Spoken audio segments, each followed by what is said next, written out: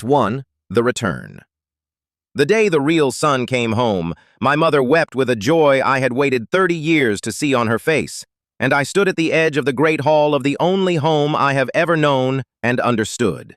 In the space of a single embrace that was not meant for me, that I was about to lose everything, and that I would not fight for a single piece of it. Let me set the scene, because the scene is the whole inversion, and the inversion is the whole story. The Hawthorne is a hotel. Not just a hotel, the hotel. The grand old landmark at the heart of Ashford City, the one every native points out to visitors, the one weddings are booked years in advance for, the one that has taken in travelers and mourners and lovers and the lost for 100 years. And 30 years ago, when the Hawthorne was a fading, leaking, half-bankrupt relic that the city had begun to forget, a childless, grieving couple named Julian and Eleanor Hawthorne took in a foundling. A boy with no name and no family, left on the steps of a church 3 streets over, and raised him as their son, and gave him their name, and made him, in time, the heir to a hotel that was dying. That boy was me. My name is Liam Hawthorne. Except it isn't, not really, because Hawthorne was never my blood, and Liam was the name they gave the nameless thing on the church steps, and for 30 years I have worn a name and a family that were, in the deepest legal and biological sense, borrowed. I have known this my whole life. It was never a secret. The Hargraves took me in openly, without pretense, and everyone in Ashford City knew that the young man running the great hotel was the adopted one, the foundling, the boy they'd raised in place of the son they'd lost. Because they had lost a son. That is the wound at the center of this family. The wound I spent 30 years trying to heal by being as good a son as a borrowed one can be. 32 years ago, Julian and Eleanor had a child of their own, a baby boy, their blood, their future. And when that boy was 2 years old, he was taken. Kidnapped, the story goes, from a crowded fair, in the specific catastrophe that happens to families and never quite unhappens. He was never found. The police searched for years and found nothing. And Julian and Eleanor, broken by it, spent 2 years drowning. And then, on the advice of a doctor who thought a purpose might save them, they took in a foundling, me, not to replace the lost boy they always insisted, but to have something to love while they grieved something they could never stop grieving. I understood the arrangement early, and I made my peace with it, because a child who is taken in out of grief learns young that his love is a job and his worth is conditional. And I did the job, and I earned the worth every day for 30 years. I was the good son. I was the one who stayed. When the hotel was dying, I saved it.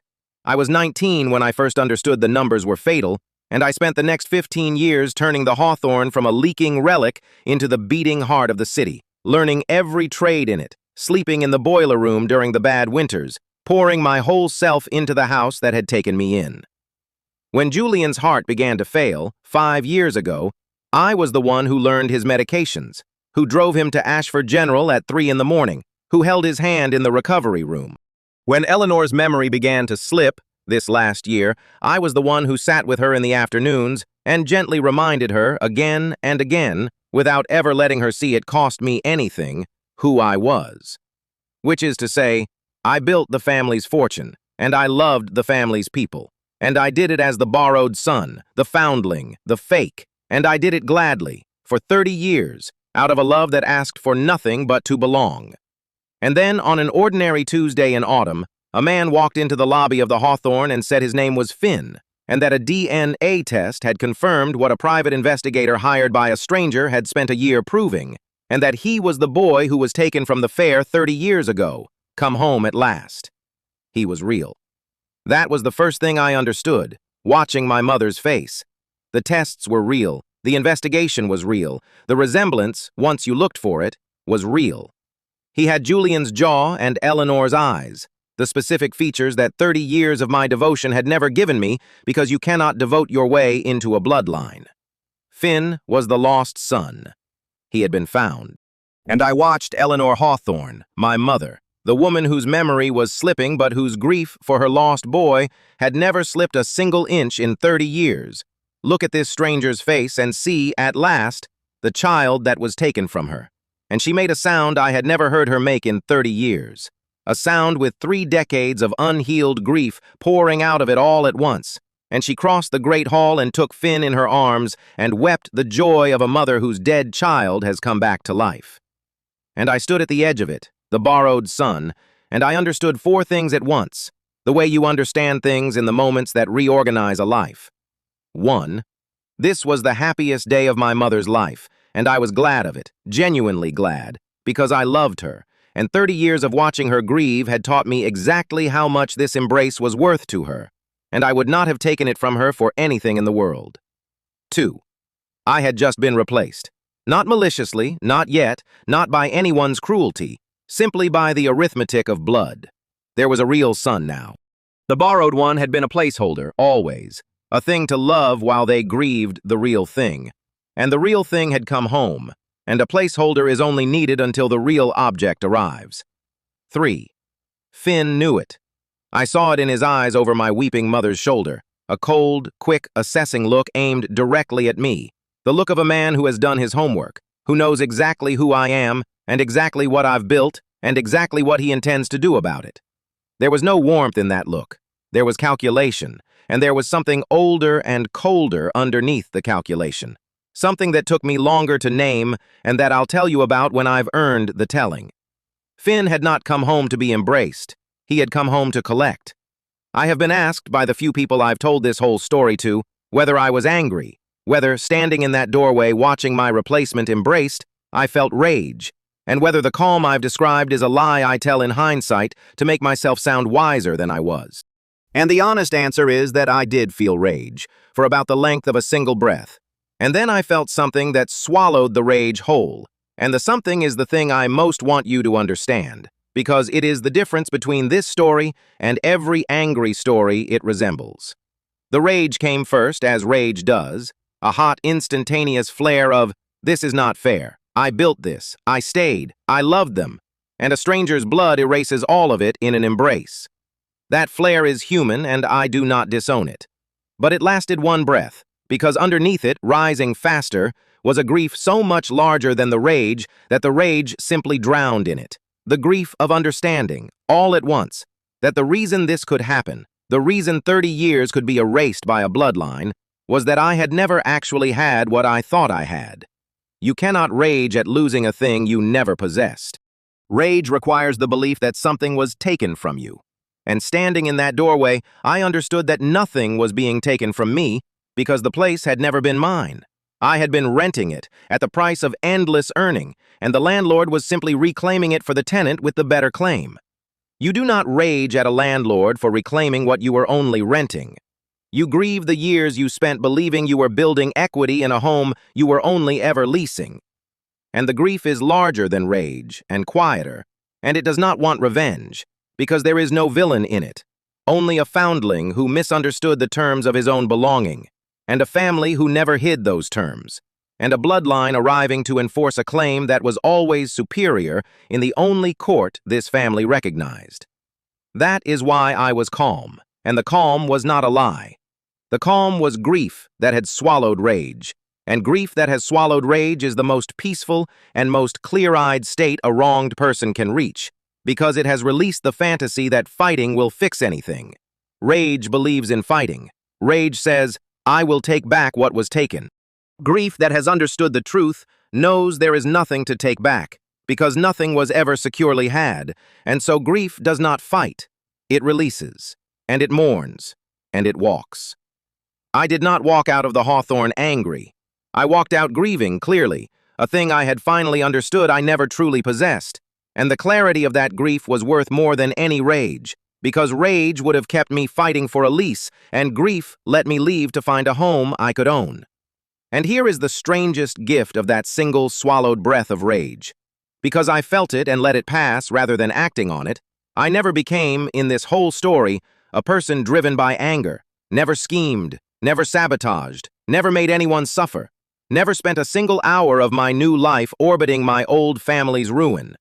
The rage, felt fully and released fully in the space of one breath in a doorway, was spent, and never had to be spent again, because I did not feed it, because I let the larger grief swallow it whole.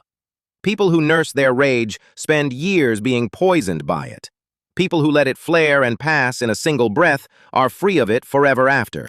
I gave my rage one breath in a doorway, and then I let grief take it. And I have not been angry at the Hargraves for a single hour since. Not because I suppressed the anger, but because I let it complete itself and die in the moment it was born. And a thing that has completed itself does not haunt you. The rage was real. It was one breath long. And in that one breath, felt and released, is the whole difference between the man who leaves to build a home and the man who stays to burn one down. And 4, this was the one that decided everything, the one that is the whole spine of the story I'm going to tell you. 4, I was not going to fight him for it. I want you to understand why, because it's not resignation, and it's not weakness, and it's not the noble self-erasure of a martyr. It's something I only fully understood standing at the edge of that embrace, watching a family reunite around a stranger's blood while the son who'd built their whole world stood forgotten in the doorway. For 30 years, I had been trying to earn a place. That was the truth of my whole life, and I had never let myself see it so clearly until the moment the place was taken.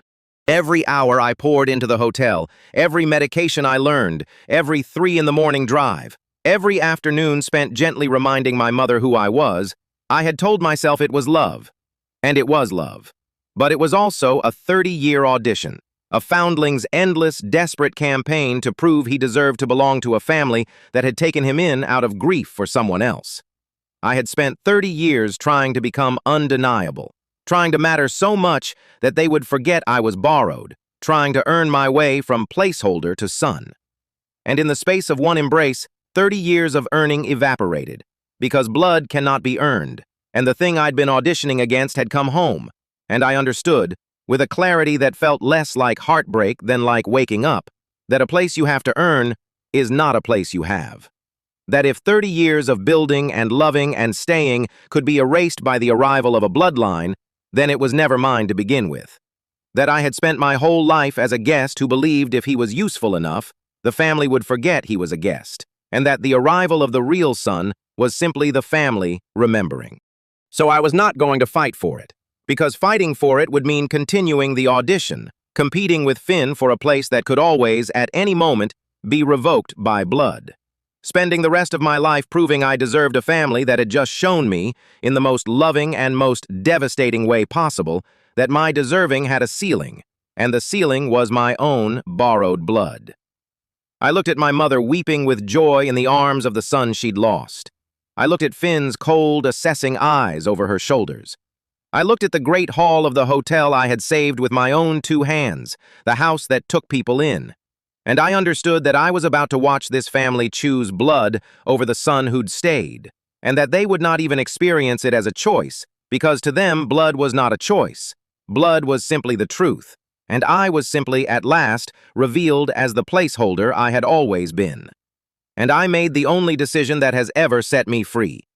I was not going to make them choose. I was not going to stand in the doorway and fight to keep a place I'd have to keep fighting for forever. I was going to do the one thing the borrowed son is never supposed to do, the thing that would eventually teach this family, too late, exactly what they'd thrown away. I was going to leave first. Not tonight. Not dramatically.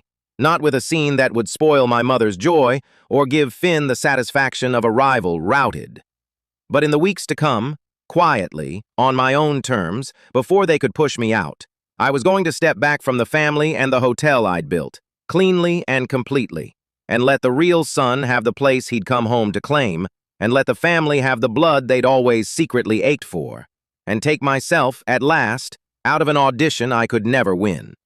And I was going to find out, we were all going to find out, what happens to a house when the one person who actually loved it walks away, and the family that chose blood over love is left holding a bloodline that never loved them back. I have replayed the exact seconds of Finn's arrival many times, because they contain, compressed, the whole of what was coming, and because they taught me something about the difference between how a family experiences a moment and how it actually is. He did not make an entrance. That surprised me later, thinking back. A man who has spent his life dreaming of reclaiming a stolen birthright might be expected to arrive with drama, with an announcement, with the theatricality of a long-awaited return. Finn did none of that. He walked into the lobby of the Hawthorne the way a surveyor walks onto a property he intends to buy, quietly, watchfully, taking inventory. I noticed him before anyone else did because noticing people is my whole trade, and I clocked him the moment he came through the doors. A hard, still man in cheap clothes, standing in the middle of a grand lobby, not looking at the chandeliers or the marble the way visitors do, but looking at the exits, the staff, the flow of the room, the way a person looks who has learned somewhere hard to always know where the danger is and where the value is. I thought in the first instant, before I knew who he was, that man grew up somewhere that taught him to case a room. And I was right, and the somewhere was the same machine that had almost swallowed me, and the casing of rooms was the residue of a childhood I'd been spared by the accident of which boy the Hargraves happened to reach for. He asked for Julian and Eleanor by name, their full names, formally, the way you'd ask for the owners of a property, and the front desk, sensing something, sent for me, because I was the one who handled anything unusual, and so I was the first member of the family to speak to the returned son. And our first conversation was 3 sentences long and contained everything. "I'm looking for Julian and Eleanor Hawthorne," he said. "I'm their son," I said. "Can I help you?" And Finn looked at me, really looked, the full, cold, assessing weight of him, and he said, "No, you're not." And he showed me the folder, the DNA results, the investigator's report, the 30-year-old case file. "I'm their son," he said. "You're the one who's been living in my house." "You're not." 2 words, and they were the truest and cruelest thing anyone said to me in the whole story, because they were said by the one person with the standing to say them, and because they were, in the specific sense he meant, correct. I was not their son, by blood. He was. And in the language this family had always secretly spoken, the language of blood, the language his 2 words invoked, his claim erased mine, instantly and totally, before he'd even met the parents, before anyone had chosen anything. You're not. The whole rest of the story is the working out of those 2 words, and the discovery, a father's death and a mother's fog later, that they were true in the only sense that a courthouse recognizes, and false in every sense that a family is actually made of. But on the day he said them, standing in the lobby of the house I'd saved, I had no answer, because the family I belonged to had raised me to believe those 2 words were the final word, and it would take me a year of leaving to learn that they weren't. I crossed the great hall. I put my hand on Finn's shoulder, my brother, my replacement, the real son, and I said, and I meant every word because I am not a man who lies even when lying would be easier. "Welcome home, Finn. You have no idea how long they've waited for you. Whatever I can do to help you take your place, it's yours." Finn looked at me with those cold, assessing eyes, and he understood, I think, that I just conceded a war he'd come prepared to fight, and it did not make him grateful. It made him wary, the way a man is wary of an opponent who forfeits, because a forfeit is either weakness or a trap. And Finn had spent his whole hard life unable to believe in the first and unable to stop watching for the second. "We'll see," he said. And behind me, my mother wept for joy, and my father, Julian, in his wheelchair now, his failing heart, his eyes wet, reached out both trembling hands toward the son he'd lost and found, and did not, in the whole of that reunion, look once at the son who'd stayed. I did not blame him. That's the thing you have to understand about me before this story can mean anything. I did not blame him, and I do not blame him now. I loved them. I loved all of them, blood and borrowed alike, and I was about to lose them, and I was going to let it happen without a fight, because I finally understood that the only love worth having is the love that stays when the blood comes home. And I was about to find out, the hard way, whether any of that love had ever been mine at all. Act 2. The boy they took in. You cannot understand what it costs to leave a family until you understand what it costs to belong to one that was never quite yours. So let me tell you how I became a Hawthorne, and what kind of belonging you get when your belonging is a placeholder for someone else's grief. I have no memory of the church steps. I was too young, a year old, perhaps 18 months, the doctors guessed, though no one ever knew for certain, because a foundling comes with no papers and no history, only a body and whatever a stranger decided to leave with it, which in my case was nothing at all. Not a note, not a name, not a blanket with initials, nothing. I was the most anonymous thing a human being can be, a child no one claimed. And for a year, I lived in the specific limbo of the unclaimed, in a home for children no one wanted, learning before I could speak the first lesson of my whole life, which is that a person who belongs to no one has to earn every scrap of belonging he will ever get. Julian and Eleanor came for me when I was 2, which is the same age their own son had been when he was taken. I have thought about that symmetry my whole life. They did not choose an infant, though infants are what grieving couples usually choose. They chose a 2-year-old, a child the exact age of the hole in their lives, and I understood, once I was old enough to understand anything, that I had been chosen not as a fresh start, but as a specific patch for a specific wound, the same age, the same size, a thing shaped exactly like the boy they'd lost, to press against the place where he'd been torn out. That is not the same as being wanted for yourself.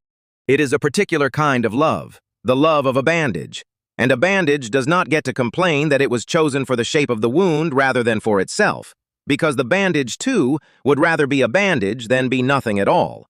And I would rather have been the Hargraves patch than the home's unclaimed child. And so I went with them gladly, and I loved them from the first day, with the total desperate loyalty of a thing that has finally, conditionally, been claimed. They never lied to me about it. I'll give them that. And it matters, because it shaped everything. Eleanor told me the truth as soon as I was old enough to hear it, that they'd had a son, that he'd been taken, that they loved me and I was theirs, but that I should always know there had been another boy, a first boy, a blood boy, and that his room was kept exactly as it had been, down the hall, the door closed, and that on certain days she would go into it and sit, and that I was not to follow. I was 6 when she told me this. And I did the thing a 6-year-old does when he's told that the family that just became his was built around a hole he was hired to fill.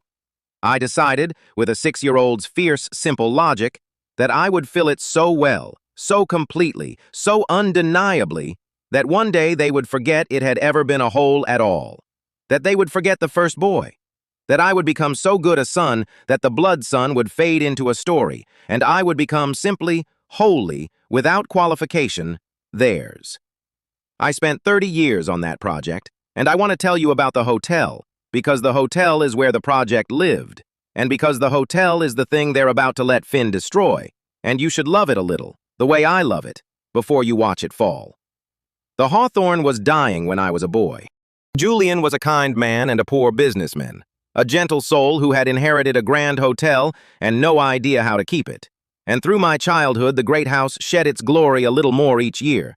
The grand rooms closed off one by one, the staff let go, the famous restaurant reduced to a sad breakfast service, the leaks and the debts and the slow, genteel dying of a landmark that the city was beginning to speak of in the past tense.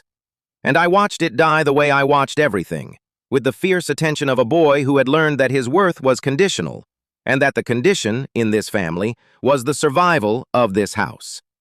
If the hawthorn died, what would I be?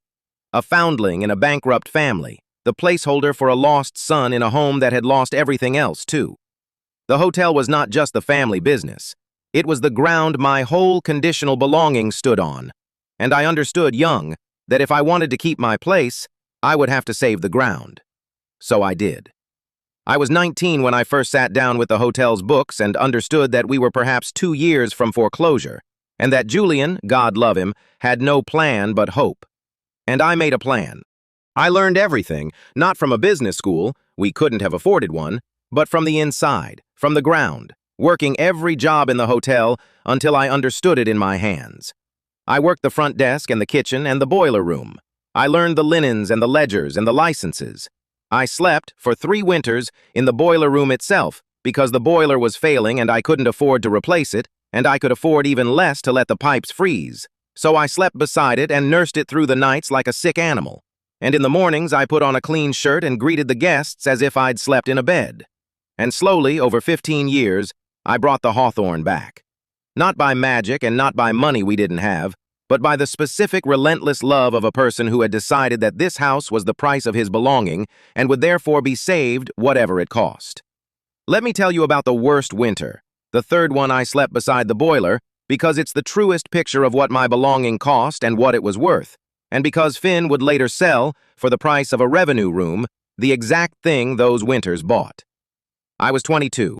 The hawthorn was still dying then, still years from the turn, and the boiler, a vast ancient iron thing in the basement, older than Julian, the failing heart of a failing house, had begun its final decline, and a new one cost more money than we had by a factor I could not close.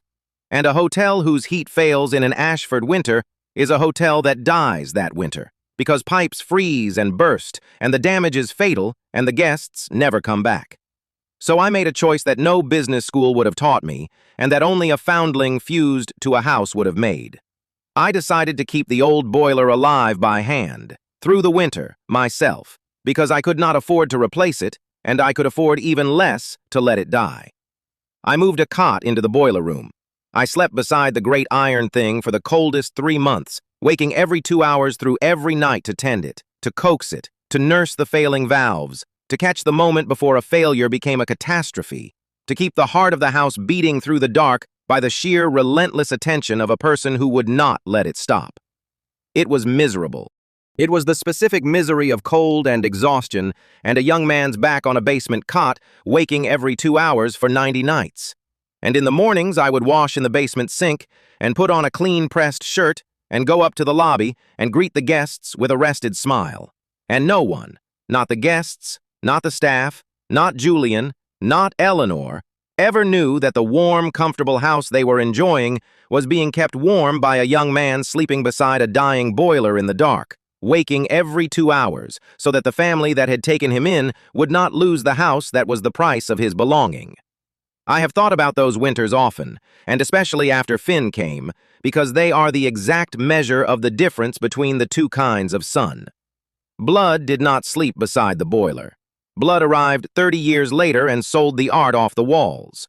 Love slept beside the boiler for 3 winters, waking every 2 hours and told no one, and asked for nothing, and did it out of a devotion that had no audience and expected no reward. That is what love does. And it is invisible, which is its tragedy. The acts that actually hold a family and a house together happen in basements at 3 in the morning, unwitnessed, uncredited, and so the family, seeing only the warm, comfortable result, never knows what it cost or who paid it, and can therefore imagine, when blood walks in the door, that the warmth was simply the nature of the house, and not the gift of a specific person who bled for it in the dark. They let me go because they did not know what I'd done in the basement. And they could not have known because I had done it in the dark, silently, the way love does its truest work. And so my leaving taught them at last, in the failing of the boiler I was no longer there to nurse, what my presence had always been silently providing. The boiler failed the first winter after I left. Of course it did. There was no one sleeping beside it, and the wing it heated closed, and the guests began to whisper that the hawthorn was dying. And it was, because the thing that had kept it alive had been a person, not a system. And persons, when you drive them out, take their invisible 3 in the morning devotions with them. I do not tell you this for pity. I tell you because it is the answer to the question the whole family failed to ask. Why should the borrowed son matter as much as the blood one? And the answer is in the basement, on 90 cold nights, beside a dying boiler. He should matter more because he chose. And choosing is the whole of love, and blood chooses nothing. Blood simply is, and being is not loving. And the boy who slept beside the boiler loved that house and that family more in a single winter night than the boy who sold its art ever would in a lifetime. And the only reason anyone could ever have thought otherwise is that love does its work in the dark, and blood does its claiming in the light. And a family dazzled by the light forgot to ask who had been keeping it warm in the dark. I reopened the closed rooms one at a time. I rebuilt the restaurant into something the city talked about again. I made the Hawthorne, once more, the place, the landmark, the heart, the house that took people in. And here is the thing I understood only much later, the thing that is the deepest truth of my whole life. I did not save the Hawthorne because it was a business. I saved it because it was a house that takes people in, and I was a person who had been taken in. And somewhere in my bones, I had fused my own survival to the survival of a place whose entire purpose was to give the lost and the traveling and the mourning a room and a welcome and a sense, however temporary, of belonging. I, the foundling, made my life's work a house whose whole soul was the thing I'd been starving for since the church steps. A place that takes you in. Every guest I welcomed as I'd been welcomed. Every lost traveler I gave a room, I gave the thing I'd been given. The Hawthorne was not my job. It was my wound, turned into a vocation, the foundling building over and over for strangers, the belonging he could never quite secure for himself. And I loved the people. That's the part that makes the leaving cost what it costs. I did not love Julian and Eleanor as a strategy. Whatever I've said about auditions and conditions, the audition was real, but so was the love, and the two were tangled so tightly that I could never fully separate them, and I've stopped trying.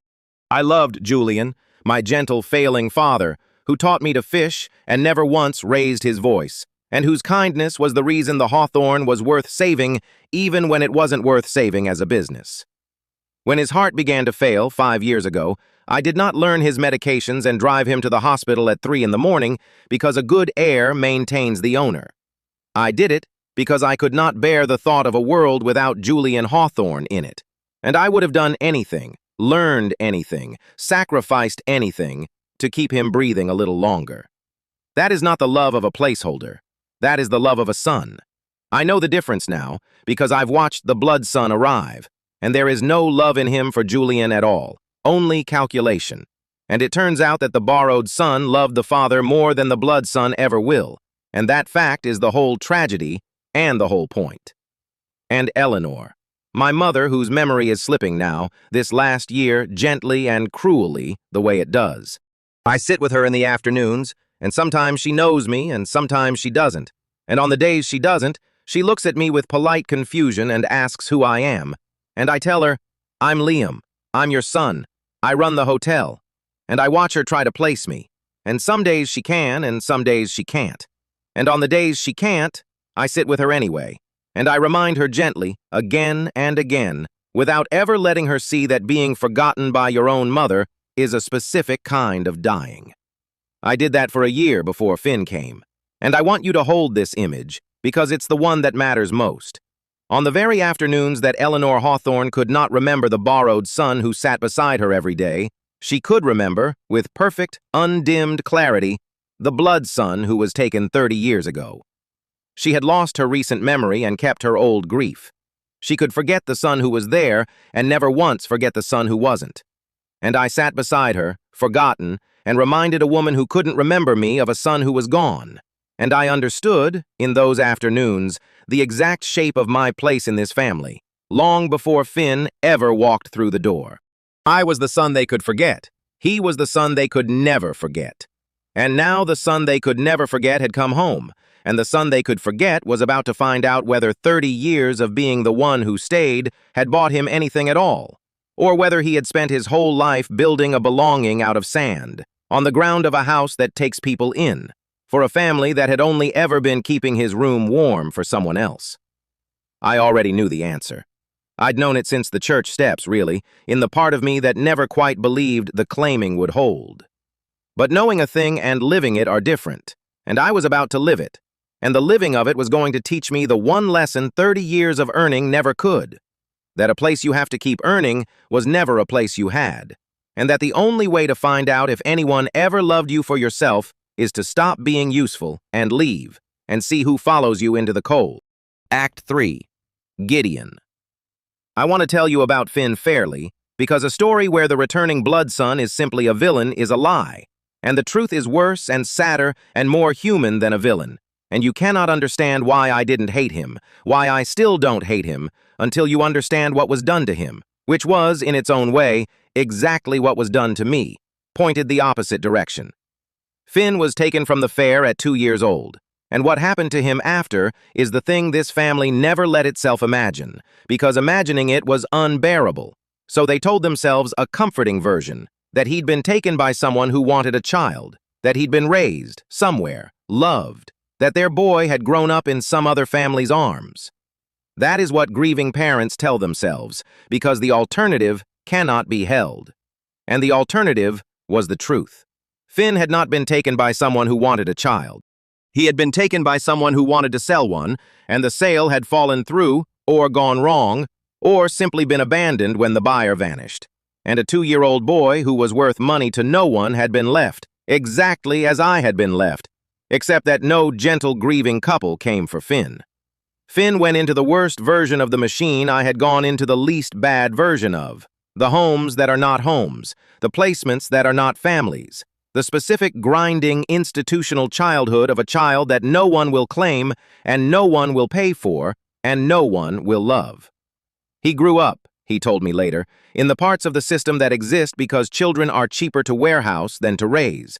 And he grew up hard, and he grew up alone, and he grew up with exactly one fact to organize a life around, once he was old enough to learn it. That he had a family, a real family, a wealthy family, that had let him disappear into hell while they kept his room clean down the hall and raised a foundling in his place. Do you see the symmetry? I have never stopped seeing it. Two boys, both abandoned, both unclaimed, both shaped by the machine. And the Hargraves reached into the machine and pulled out one of us, me, the foundling, the replacement, and gave him everything, a name, a home, a hotel, a life, while their own blood son rotted in the deeper parts of the same machine, unfound, unclaimed, growing up on the true story of a family that had, from where he stood, replaced him with a stranger and moved on. I got the life that should have been his. That is how Finn saw it, and I cannot say he was wrong, because from inside his childhood it was simply true. The Hargraves lost him, grieved him for 2 years, and then took in another boy and gave that boy his room, his name, his inheritance, his parents, his whole stolen life. I was not just the placeholder for his absence. I was, in his eyes, the thief of his existence, the boy who got to be a Hawthorne while the real Hawthorne grew up in the dark. There is a thing that happens to a person who spends a childhood being told, in 10,000 small ways, that they are a burden rather than a gift. And it happened to both Finn and me, in opposite intensities, and understanding it is the key to understanding why neither of us could simply be happy in a grand hotel. A child taken in out of grief, or a child warehoused out of obligation, learns the same lesson at the root, which is, your existence is a cost, not a joy. Other children, wanted children, children born into a family's gladness, learn the opposite. Learn it so early and so deeply, they never even know they learned it. That their existence is a gift, that the family is glad they are here, that they add rather than subtract. That lesson, learned in infancy, becomes the invisible floor a person stands on for the rest of their life. The unquestioned sense that they have a right to take up space, to be here, to belong without earning it. Finn and I never got that floor. We got the opposite floor, the sense that our existence was a cost the world was reluctantly absorbing, that we had to justify the space we took, that our belonging was a debt we were perpetually behind on. And a person standing on that floor spends their whole life either desperately earning, my strategy, or coldly taking, Finn's, because both earning and taking are attempts to convert a costly existence into a justified one, to finally, somehow, deserve the space you were made to feel you were stealing just by being alive. I earned. Finn took. But we were doing the same thing, driven by the same wound, trying to solve the same impossible equation. How do I justify an existence I was taught was a burden? I tried to justify mine by becoming so useful that my usefulness would outweigh the burden of my being. I would earn my keep so thoroughly that the family would forget I was a cost. Finn tried to justify his by taking so much that the taking would prove he mattered. He would seize enough of the world that no one could call him worthless. And neither strategy worked, because the equation is unsolvable, because you cannot earn or take your way to the floor that wanted children are simply given. The floor is a gift, or it is nothing. It cannot be purchased by any amount of usefulness or seized by any amount of taking. It can only be received, freely, from someone who is simply glad you exist. And no one had ever been simply glad either of us existed.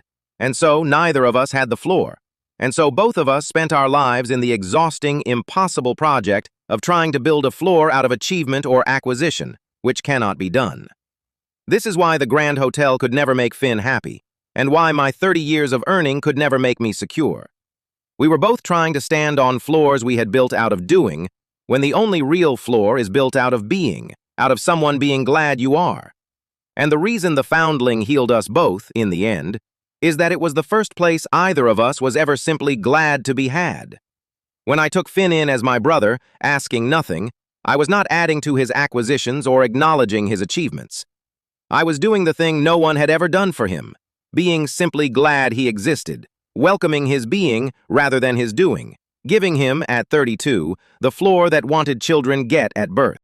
And in giving it to him, I discovered I had finally received it myself, because I had built, in the foundling, a place where I was glad to have people simply for being, and a person who can be glad of others being has usually, somewhere, learned to be glad of his own.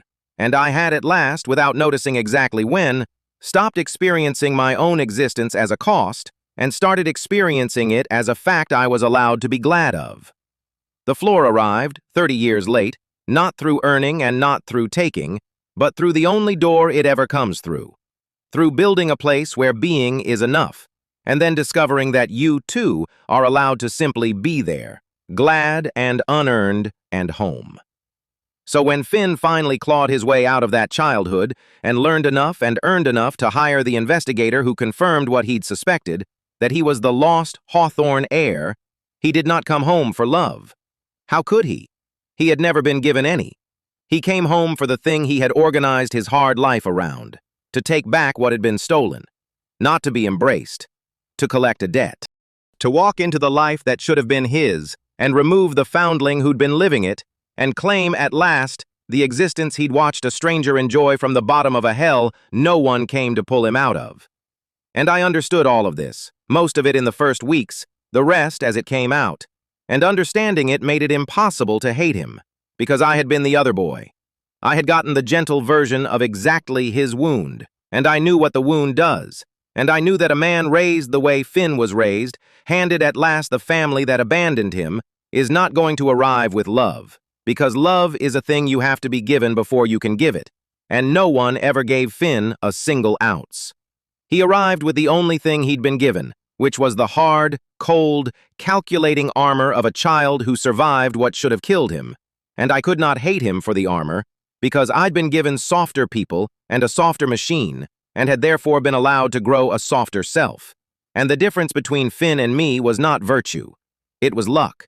It was which boy the Hargraves happened to reach for. He got the hell and the true story. I got the hotel and the conditional love. And I was not going to stand in the great hall and pretend that the man who'd survived the hell was a villain for wanting the hotel, because if our positions had been reversed, I do not know that I'd have come home any gentler. But, and this is the but that makes the story a tragedy instead of a reconciliation, understanding Finn did not make Finn safe. A wounded man is still a man who wounds. A person raised without love is a person who cannot give it. And the family that reached for him wanted love, and the hotel that depended on him needed a soul. And Finn had, through no fault of his own, neither to give. He came home to collect a debt, and you cannot run a house that takes people in as the collection of a debt. And you cannot love failing parents as the collection of a debt. And Finn set about, in the weeks after his return, doing to the Hawthorne exactly what a debt collector does to a warm thing. He began to appraise it, and strip it, and convert it into the only language he'd ever been taught to value, which was money, because money was the only thing his childhood had ever proven was real. It started small, and it started of all places, with the closed door down the hall, his old room, kept exactly as it had been for 30 years, the shrine to the lost boy. Finn walked into it the first week, and he came out cold, and he told Eleanor in front of me that it should be cleared out and turned into a revenue room, because sentiment doesn't pay for a hotel. And I watched my mother's face, the room she had sat in for 30 years, the room that was the physical shape of her grief and her hope, and I watched her flinch, and I watched her, God help her, agree. Because the blood son had spoken, and the blood son could do no wrong, and if the returned boy wanted his shrine dismantled, then it must be dismantled, because his wish now outranked her 30-year grief. The room was cleared that week. There is a specific detail about the closed room down the hall that I have to tell you, because it explains why the hotel and my whole life were fused so tightly, and why losing one felt like losing the other. The lost son's room. For 30 years, it stayed exactly as it had been the day he was taken, a 2-year-old's room, the small bed, the toys, the little clothes in the drawers that Eleanor could never bring herself to give away. all of it preserved in the specific amber that grief builds around the objects of the vanished. I was forbidden to enter it, and I never did, not once in 30 years, not even as a curious child, because I understood, young, that the room was the one place in the whole house where I did not exist, where the family that had taken me in kept faith with the son they hadn't, where my mother went to be with her real child, the one I was hired to distract her from grieving. The room was the negative space of my whole life. Everywhere else in that house I was present, useful, the good son. In that one room, behind that one door, I was nothing, had never been, would never be, because that room belonged to blood, and I had none. And I built the entire rest of the hotel, I understood eventually, partly as an answer to that room. If there was one room in the house where I did not exist, I would make the other 200 rooms places where I existed completely, where my care, my knowledge, my welcome, my soul were in every fixture and every welcome. The closed room was a monument to the boy who was gone. I would make the whole rest of the Hawthorne a monument to the boy who stayed. And for 15 years it worked, in a way. The hotel became so thoroughly mine, so saturated with my care, that a visitor would never have guessed there was a room at its heart where the real heir was mourned, and the running heir did not exist. I papered over the negative space with 200 rooms of presence. But the negative space was always there, behind its door, and I always knew it, and it was the truest map of my place in that family. 200 rooms of conditional belonging, wrapped around one locked room of blood I could never enter. So when Finn, in his first week, ordered that room cleared out, the shrine dismantled, the toys removed, the little clothes given away, the space converted to revenue, I felt something that surprised me with its complexity. On the surface, it was another cruelty, another desecration, the returned son coldly erasing his own mother's 30-year grief. But underneath, in a place I'm not proud of, I felt something almost like a terrible vindication. Because the clearing of that room ended the negative space. For 30 years, there had been one room where I didn't exist, and the blood son was mourned. And now the blood son had come home, and with his first act, destroyed the very shrine that had been kept for him, cleared out the monument to his own absence, because he valued revenue over the grief that had preserved his memory. The room that had been my whole life's negative space, the place blood was sacred and I was nothing, was emptied by blood itself, casually, for money. And I understood, watching it, that the sacredness of blood in that house had always been a story the family told itself, and that the blood, when it finally walked in the door, did not honor the story at all, did not weep at the shrine, did not treasure the preserved room, did not value the 30-year grief. The blood cleared it out for a revenue room. And if the blood itself did not hold blood sacred, then the whole religion that had made me the fake son and him the real one was exposed, in a single cleared room, as a thing the worshippers believed far more than the god did. The family kept that room sacred for 30 years out of love for a boy. The boy came home and sold it. And that, more than anything, told me what was coming. That the thing they'd chosen me against was not even real to the one they'd chosen. That they'd sacrificed the son who loved them to a bloodline that didn't even hold itself sacred. And I understood, watching the shrine to the lost son emptied out at the command of the found son, that Finn had not come home to inhabit his old life. He had come home to liquidate it, to convert 30 years of a family's love and grief and building into cash, and to feel, in the converting, the only thing his childhood had left him able to feel, which was the cold satisfaction of finally holding the value of a thing that had once held him and let him fall. He moved fast, and he moved with a competence that frightened me, because incompetence I could have worked around. But Finn was not incompetent.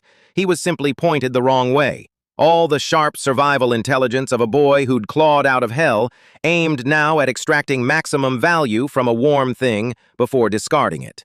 He got Julian to begin transferring the ownership of the hotel, the real ownership, the deep control, to his blood heir, because of course Julian would, because Julian was a dying man who had prayed for 30 years to give his son his birthright, and would not be denied the prayer's answer by anything as trivial as the fact that the son intended to sell the birthright for parts. Finn began meeting with buyers. He began quietly, exploring the sale of the Hawthorne to a chain that would gut it, rename it, strip the soul out of it, and put a soulless, efficient, profitable box in its place. He began dismantling, one careful move at a time, the thing I had spent 15 years building. And he did it as the beloved returned heir, with the family's blessing, while the foundling who'd built it watched from the margins with no standing to object, because standing, in this family, came from blood, and I had none. And the family let him. That is the thing I need you to sit with, because it's the wound under the whole story, and it's not Finn's fault, it's theirs, ours. The family let him. Julian signed the transfers with tears of joy. Eleanor agreed to the emptied shrine and the changes and the strangers touring her hotel. My fiancée, Margot, I haven't told you about Margot yet, and I will, my fiancée began, within a month, to find reasons to be near Finn, the real heir, the man whose wife would be a true Hawthorne, because Margot had agreed to marry the foundling who ran the hotel, and here now was the blood son who would own it, and status flows toward blood the way water flows downhill. Every person who owed their place in that family to my 30 years of love turned, one by one, toward the blood son who'd been home for a month, because blood is a gravity, and love is only a choice, and gravity does not require anyone to choose. I watched all of it, and I did not fight. And people ask me, Margot asked me before she drifted, the old staff asked me, the ones who loved me and were horrified, why I didn't fight, why I didn't marshal the loyalty I'd earned, why I didn't expose Finn's plans to sell, why I didn't remind Julian that I had built this and Finn would destroy it, why I didn't fight for the hotel and the family and the life I'd spent 30 years earning. And I told them the truth, which they could not understand, because it took me 30 years and a returned brother to understand it myself. Because it isn't mine to fight for, I said. It never was. If it were mine, I wouldn't have to fight for it. You don't fight to keep what's yours. You only fight to keep what you're borrowing. 30 years I told myself I'd earned a place. And the moment blood walked through the door, the place went to blood. And everyone I'd earned it from handed it over without a second thought. And that's not a betrayal. That's just the truth of what my place always was. A borrowed thing, held at the family's pleasure. Revocable the instant the real thing arrived. I could fight to keep borrowing it. I could spend the rest of my life competing with blood for a place blood will always win. Or I could finally accept the thing I've spent 30 years refusing to accept, that a family which chooses blood over the son who stayed was never really mine. And I could leave, and stop auditioning, and go and find out if there's anywhere in the world I get to belong without having to earn it every single day. I looked at the great hall of the hotel I loved and was losing. I'm not going to fight Finn for the Hawthorne. I'm going to give it to him, and then I'm going to leave. And I think, I'm almost sure, that the leaving is going to teach this family something that no fight ever could. But I'm not doing it to teach them. I'm done doing things to earn their love. I'm doing it because I finally understand that a man who has to earn his family doesn't have one, and I'd rather have no family and my own dignity than a family I have to keep buying with my whole life. Act 4. The choice they make. There is a specific cruelty that has no cruelty in it at all, and it is the worst kind, because you cannot be angry at it, because no one is doing anything wrong. They are simply lovingly choosing someone else, and calling the choosing the most natural thing in the world, and expecting you to agree. And the terrible part is that you do agree, because you love them too, and you understand. And understanding is its own kind of knife. The family chose blood over the course of about 6 weeks, and not one moment of it was malicious, and every moment of it was unbearable. It began with the small deferrals, the 1,000 tiny reorientations by which a family's center of gravity shifts. Decisions that had come to me for 15 years began, without anyone deciding it, to go to Finn. Julian, asked about a matter of the hotel, would say, "Ask Finn." Not because Finn knew anything about the hotel, he'd been home a month, but because Finn was the heir now, and heirs are asked.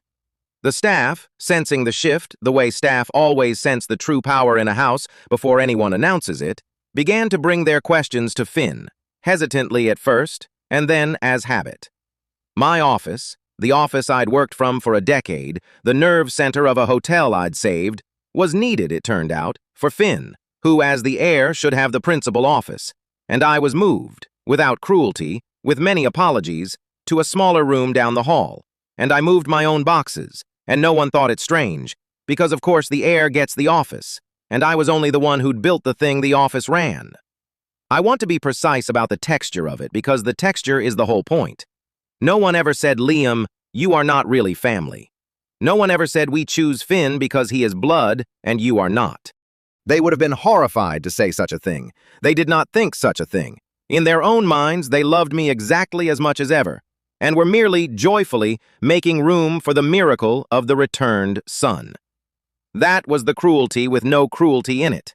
They did not experience choosing blood as a choice, because to them, blood was not a rival to love. Blood was simply reality, and reality does not have to be chosen. It just is. And so they reorganized the entire family around the blood son without ever once feeling that they were choosing him over the son who'd stayed. And if I had said to them, Julian, Eleanor, you are choosing him over me, they would have been genuinely bewildered, genuinely hurt, and would have said, Liam, how can you say such a thing? We love you, you're our son, nothing has changed. While everything changed. While I was moved down the hall. While my 30 years quietly became a story about a helpful young man who had kept things running until the real heir came home. I want to describe the specific mechanism of how a family reorganizes its love, because it happened to me in slow motion, and I watched every step of it. And it is more subtle and more devastating than any single act of cruelty. Love, in a family, is not a fixed quantity distributed once and held forever. It is a flow, and flows have channels, and the channels can be redirected. And the redirecting is done not by any single decision, but by 1,000 tiny reroutings that no one notices until the river runs somewhere new. When Finn came, no one decided to love him instead of me. What happened was subtler. The family's attention, which is the visible form of its love, began to flow toward him, drop by drop, in 1,000 small ways, and each drop was too small to notice or object to, and the sum of them was a river relocated. It was in who got asked about their day first at dinner. It was in whose preferences the kitchen learned. It was in whose name came up in conversation and whose stopped. It was in the photographs, I noticed this one late, and it undid me. The photographs on the mantel of the family's private rooms, which had for years included me, the graduations and the celebrations and the ordinary Sundays, began over those weeks to be quietly supplemented and then quietly replaced by new photographs of Finn, of the reunited family, of the miracle, until one day I looked at the mantel and understood that the visual record of the family had been revised, that a stranger who had been home for 2 months now appeared in more frames than the son who had been there 30 years, and that this revision, too, had happened without anyone deciding it, simply by the natural flow of a family's attention toward the object of its joy. And here is the cruelest mechanism of all, the one that made objection impossible. Because the rerouting was done in drops, any single drop, if I had objected to it, would have made me look petty, grasping, jealous of a returned son's welcome.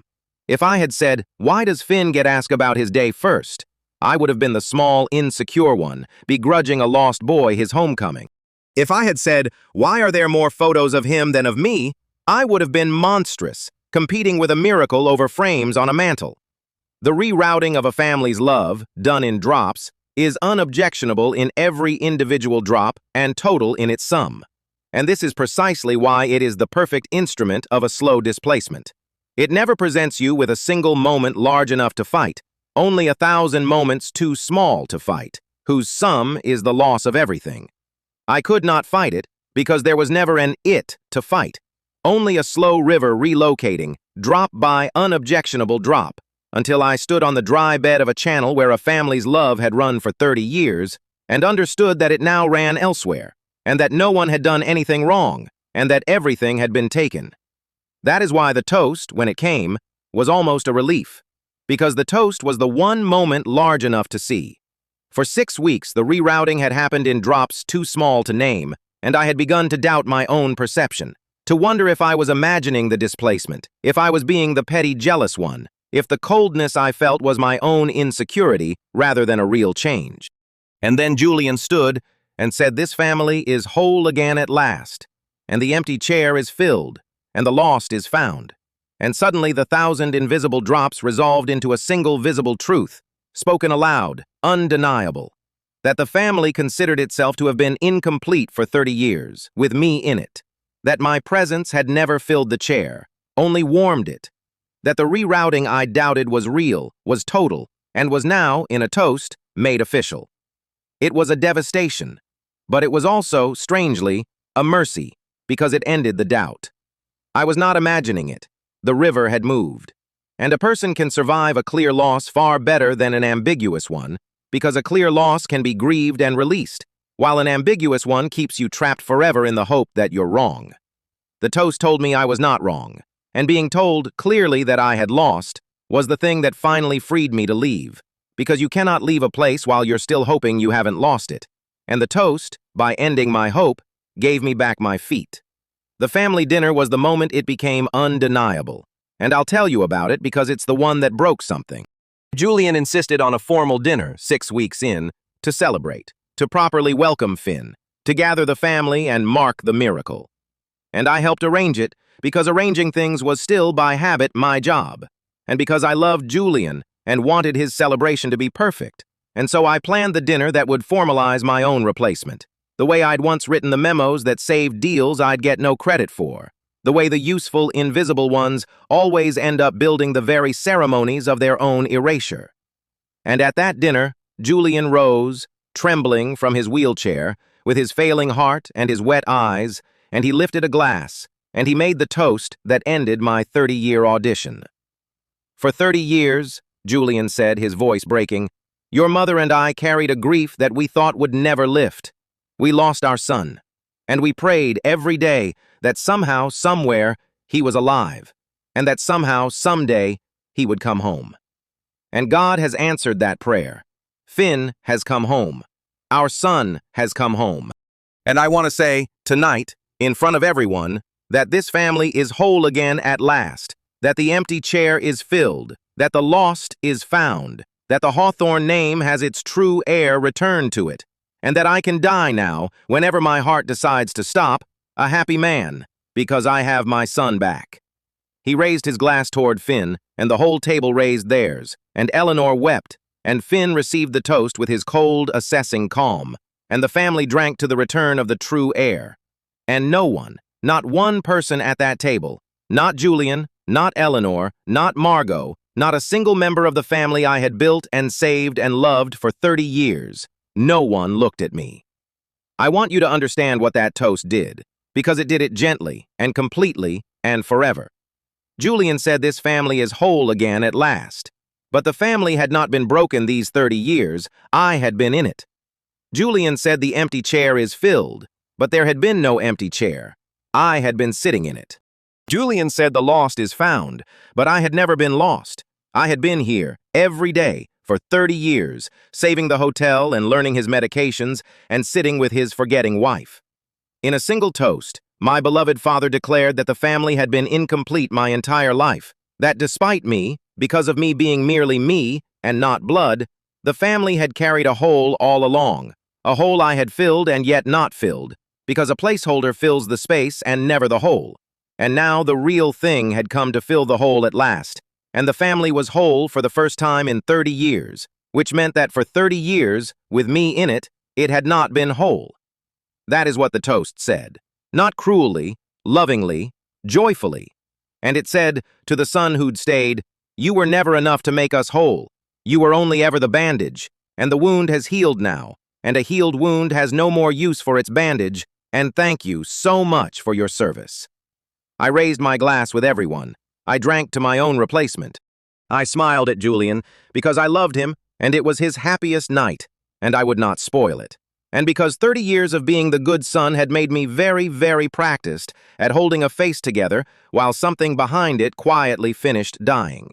And under the table, I felt the last of my 30-year project, the project of becoming so good a son they'd forget I was borrowed, come to its end, not with a bang but with a toast, and a glass raised by every hand at the table except in the direction of the one who'd earned it. I had loved Margot, or thought I had, and the collapse of that love in the weeks after Finn's return taught me something about the difference between being loved and being useful that I want to set down, because it's a distinction that hides inside a great many relationships, and mine had hidden it well. Margot and I had been engaged for a year when Finn came. She was clever and warm and ambitious, and I had been grateful for her the way a person who has spent his life earning belonging is grateful for anyone who chooses him. Grateful in a way that, I understand now, was not quite the same as being loved, because gratitude for being chosen and the security of being loved are different things, and I had confused them because I had never had the second and so mistook the first for it. Margot had chosen me, and I had been so grateful to be chosen that I never quite asked what she had chosen me for, because asking might have threatened the choosing, and a person who has spent his life afraid of losing his place does not interrogate the terms of his belonging. He simply clings to it gratefully and hopes. And when Finn came, I got my answer to the question I'd been too grateful to ask. Margot had chosen me because I was the man who ran the Hawthorne, the heir, the future owner, the man whose wife would be the mistress of the great hotel. She had not chosen the foundling, she had chosen the position, and I had been standing in the position, and so her choice had landed on me, and I had mistaken the landing on me for a choosing of me. And the moment the position moved, the moment Finn became the heir and I became the departing placeholder, Margot's choice moved with it, smoothly, toward the new occupant of the position she had actually chosen all along. She did not betray me exactly, any more than water betrays the old riverbed when the channel moves. She simply flowed toward what she had always been flowing toward, which was the position. And I had merely been the temporary location of the position, and now I wasn't. And so she flowed on. This is a specific and common heartbreak, and I want to name it clearly for anyone who has felt it without being able to name it. The discovery that you were loved for your position and not your person, and that you could not tell the difference while you occupied the position, because a person loved for their position experiences it as being loved, right up until they lose the position and discover the love was addressed to the address and not the resident. Margot did me a genuine service in the end, though it did not feel like one at the time. She showed me, before the whole family showed me, that almost all the love in my life was addressed to the position I occupied, to the heir, to the Hawthorne, to the man who ran the hotel, and not to Liam, the foundling, the actual person. It was a devastating lesson, and it was a necessary one, because it taught me to stop mistaking the security of occupying a desirable position for the experience of being loved, and to start looking for the rarer, truer thing, the love that stays when the position moves. Arthur had that love. Eleanor's body had it. Finn, eventually, learned it. Margot did not have it, and there was no shame in her not having it, only clarity, and the clarity was worth the heartbreak, because a man who knows he was loved for his position can go looking for love of his person, while a man who mistakes the first for the second never even knows to look. Margot found me after on the terrace, and she did the thing I'd been watching her build toward for weeks, and she did it kindly, which somehow made it worse. She told me she thought we should postpone the wedding, that things were complicated now, that the family was in transition, that it don't feel right to marry while everything was changing. And I looked at Margot, whom I had loved, and I saw plainly what she could not quite say, that she had agreed to marry the man who ran the Hawthorne, and that man was no longer going to own it or run it, and that there was now a man who would, the blood heir, the true Hawthorne, whose wife would be a real one, and that Margot, like everyone, was reorienting toward blood, because status flows toward blood, and love is only a choice, and Margot had never quite chosen me over the status of being a Hawthorne. She had only chosen me while I was the Hawthorne, and now I wasn't, and so her choice, it turned out, had never really been of me at all. "It's Finn," I said. "Not a question. You're not postponing the wedding, you're ending it, because I'm not going to be a Hawthorne anymore, and you never wanted me. You wanted a Hawthorne, and now there's a real one." I said it without heat because I was past heat, because the toast had taken the last of my heat. "It's all right, Margot, truly. I'd rather know now. You've done me a kindness, really. You've shown me the exact shape of the thing I've spent my whole life refusing to see. That almost no one ever loved me. They loved the Hawthorne, and I was standing where the Hawthorne was, and now I'm not. And the love is going where it always was, to the name, to the blood, to the position. You're just the most honest one. You're just doing openly what the whole family is doing quietly. So go, be near Finn, be a real Hawthorne. I hope it's everything you wanted."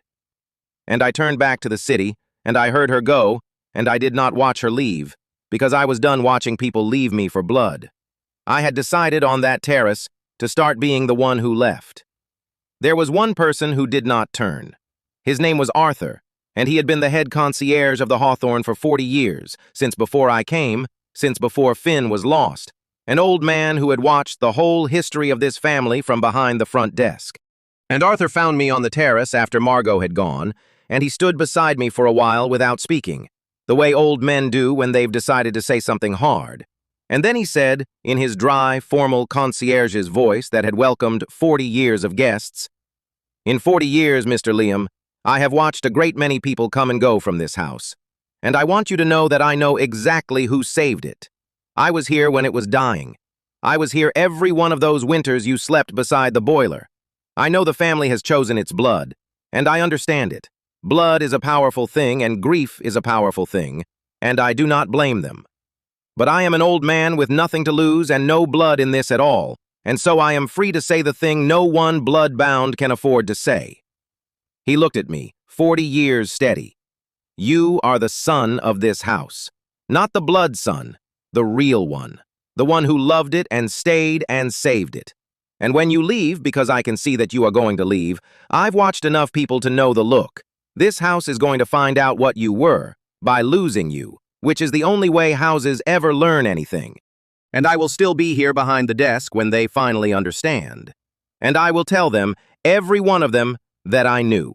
That the one who loved them left first, because they made him, and that they had a real son the whole time, and let him walk out the door to make room for a stranger's blood." His old voice did not waver. "Go, Mr. Liam. Go and belong somewhere you don't have to bleed for it. But know that one old man behind one old desk knows exactly what this house is losing, and will never, as long as he lives, let it forget." I have been given a great deal of love in my life, most of it conditional, most of it borrowed, most of it turned out, addressed to a position and not a person.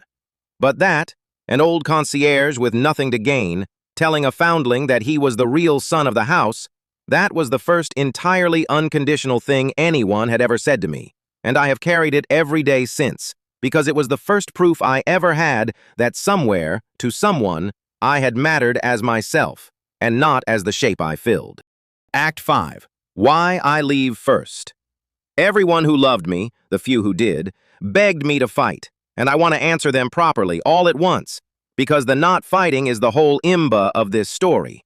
And if you don't understand why I refused to fight, you'll think I was weak, and I was not weak. I was, for the first time in 30 years, strong enough to stop. Here is the thing about a place you have to earn. You can never stop earning it. That is its nature. A borrowed thing must be continually re-borrowed. A conditional love must be continually re-satisfied.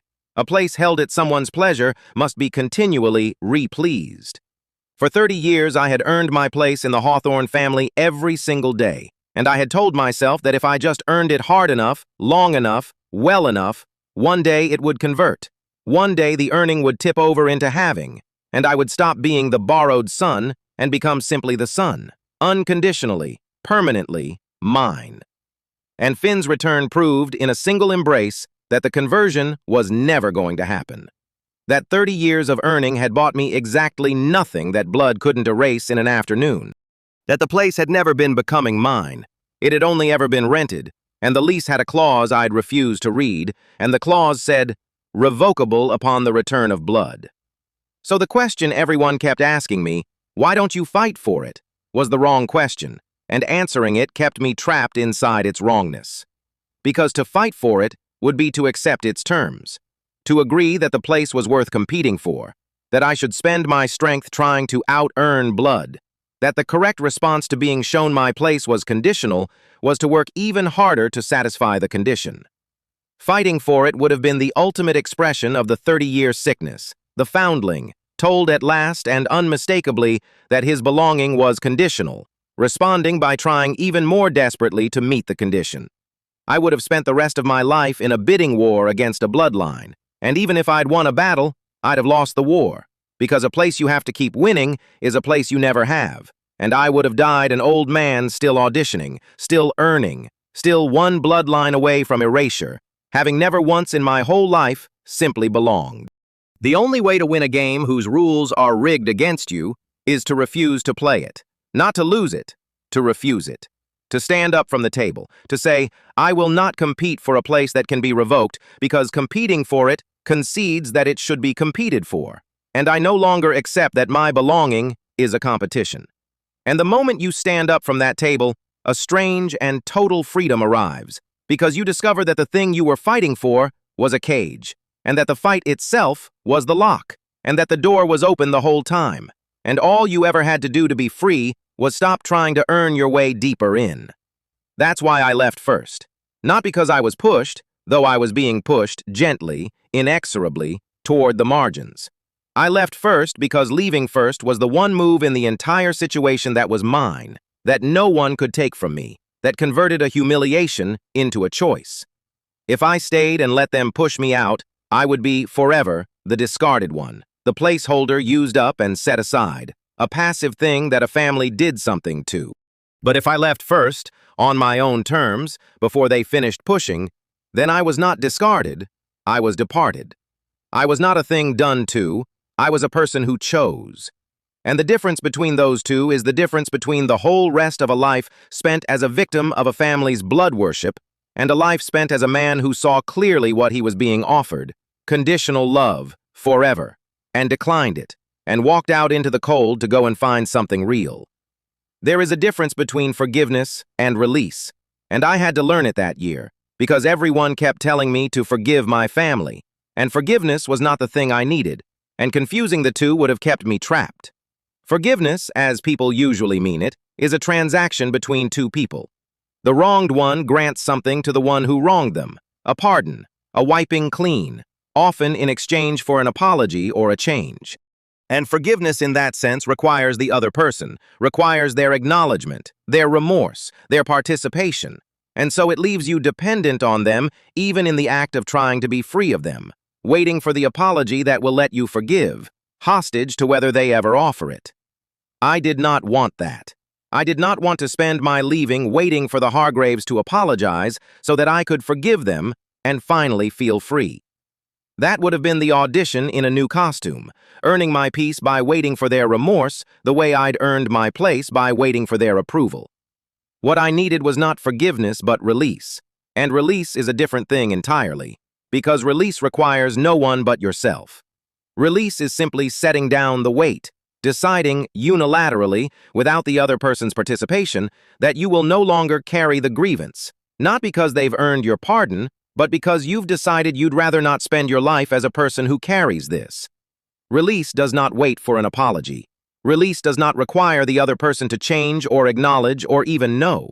Release is the wronged person saying to no one for their own sake, I am putting this down now because carrying it is heavier than the justice of holding it, and I choose my own lightness over my grievance's weight.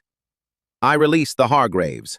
I did not forgive them, in the transactional sense, because there was nothing to forgive in the sense that requires their participation. They had not done anything they experienced as wrong. They had simply chosen blood, lovingly, and to forgive them would have required them to first understand they'd wronged me, which they didn't, and I was not going to wait for their understanding to set down my own weight. This distinction is the whole secret of leaving well, and I offer it to anyone who has to leave a family that chose against them. Do not wait to forgive them, because the forgiveness may never be earnable, and waiting for it will chain you to them forever. Release them instead. Set the weight down unilaterally, for your own sake, without their apology, without their acknowledgement, without their change. You do not need them to become sorry in order for you to become free. You only need to decide that your freedom is worth more to you than your grievance, and to set the grievance down, and to walk. And the strange grace of it is that release, unlike forgiveness, sometimes produces the apology anyway, because a person who has truly released a grievance carries themselves differently, moves through the world lightly, thrives visibly, and that thriving is a mirror the ones who wronged them eventually have to look into, and the looking sometimes produces the remorse that no waiting ever could. I released the Hargraves without waiting for their apology, and a year later Julian came and apologized, and by then I did not need the apology, because I'd already set the weight down, and so I could receive his apology as a gift to him rather than a debt owed to me. could let him have the relief of confessing without needing the confession for my own freedom, because my freedom had never depended on it, because I had released rather than waited to forgive. That is the last thing leaving taught me about the difference between the two. That release makes forgiveness possible without making it necessary. Once I had set the weight down, forgiveness became easy, almost incidental, a small further kindness I could extend to the ones who'd wronged me from my own already free heart, as a gift rather than a payment. But I never needed it. I was free before the apology came, free by my own unilateral choice to release, and the apology, when it came, only added grace to a freedom I already had. Do not wait to forgive. Release, and walk, and thrive, and let the forgiveness come or not come as it will, because your freedom was never theirs to grant. It was only ever yours to take, by setting down what you were never obligated to carry. But there were two goodbyes I had to say first, and they were the hardest things I have ever done, and I'll tell you both. The first was to Finn, and it surprised us both. I found him in the office that had been mine, late, when the hotel was quiet, and I did not go to accuse him or to plead. I went to give him the one thing no one had ever given either of us, which was the recognition of one abandoned boy by another. I know where you grew up, I said. Not the details, but the shape of it.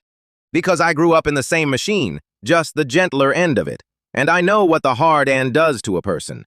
And I know it wasn't your fault, any of it. And I know that from where you stand, I stole your life. I watched his cold face and I kept going, because it needed saying, and I was the only one who could say it. You're right. I did. Not on purpose. I was 2 years old. I didn't choose it. But the fact remains that they lost you and grieved you, and then reached into the machine and pulled out me and gave me your name and your room and your parents and your whole life, while you rotted in the dark. That happened. It's real. And no embrace in that great hall is going to make it unhappen. And I think part of why you're so cold is that everyone here wants you to pretend it did, wants you to be the happy returned son, healed by a hug. When the truth is, you spent 30 years in hell because of a mistake this family made, and no one here has once said sorry for the 30 years. They've only celebrated the return. I paused. So I'll say it. I'm sorry, Finn, for getting the life that should have been yours. I didn't steal it, but I lived it. And I'm sorry, and I'm giving it back. All of it. That's why I'm not fighting you. Not because you beat me, because it was always more yours than mine, and I'd rather give it back than make you take it. Something moved in Finn's cold face, the first crack I'd seen in it, a flicker of a boy who had never once been apologized to, meeting the only person who understood exactly what he'd survived. He did not soften, not really. 30 years of armor does not fall in a night. But he looked at me differently, and he said, roughly, "You're the only one who said that it wasn't a fairy tale, that the 30 years were real." He was quiet.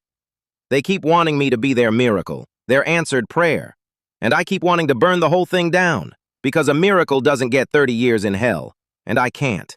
I can't be the thing they need me to be, and I hate them for needing it, and I hate this house for being warm when my whole life was cold.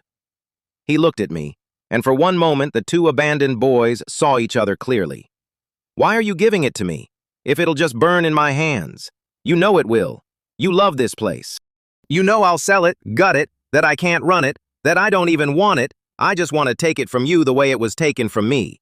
Why hand it over? Because I love them more than I love the hotel, I said. And because you're my brother, in the only way that's ever meant anything. Not blood, circumstance. Two boys, the same machine chewed up.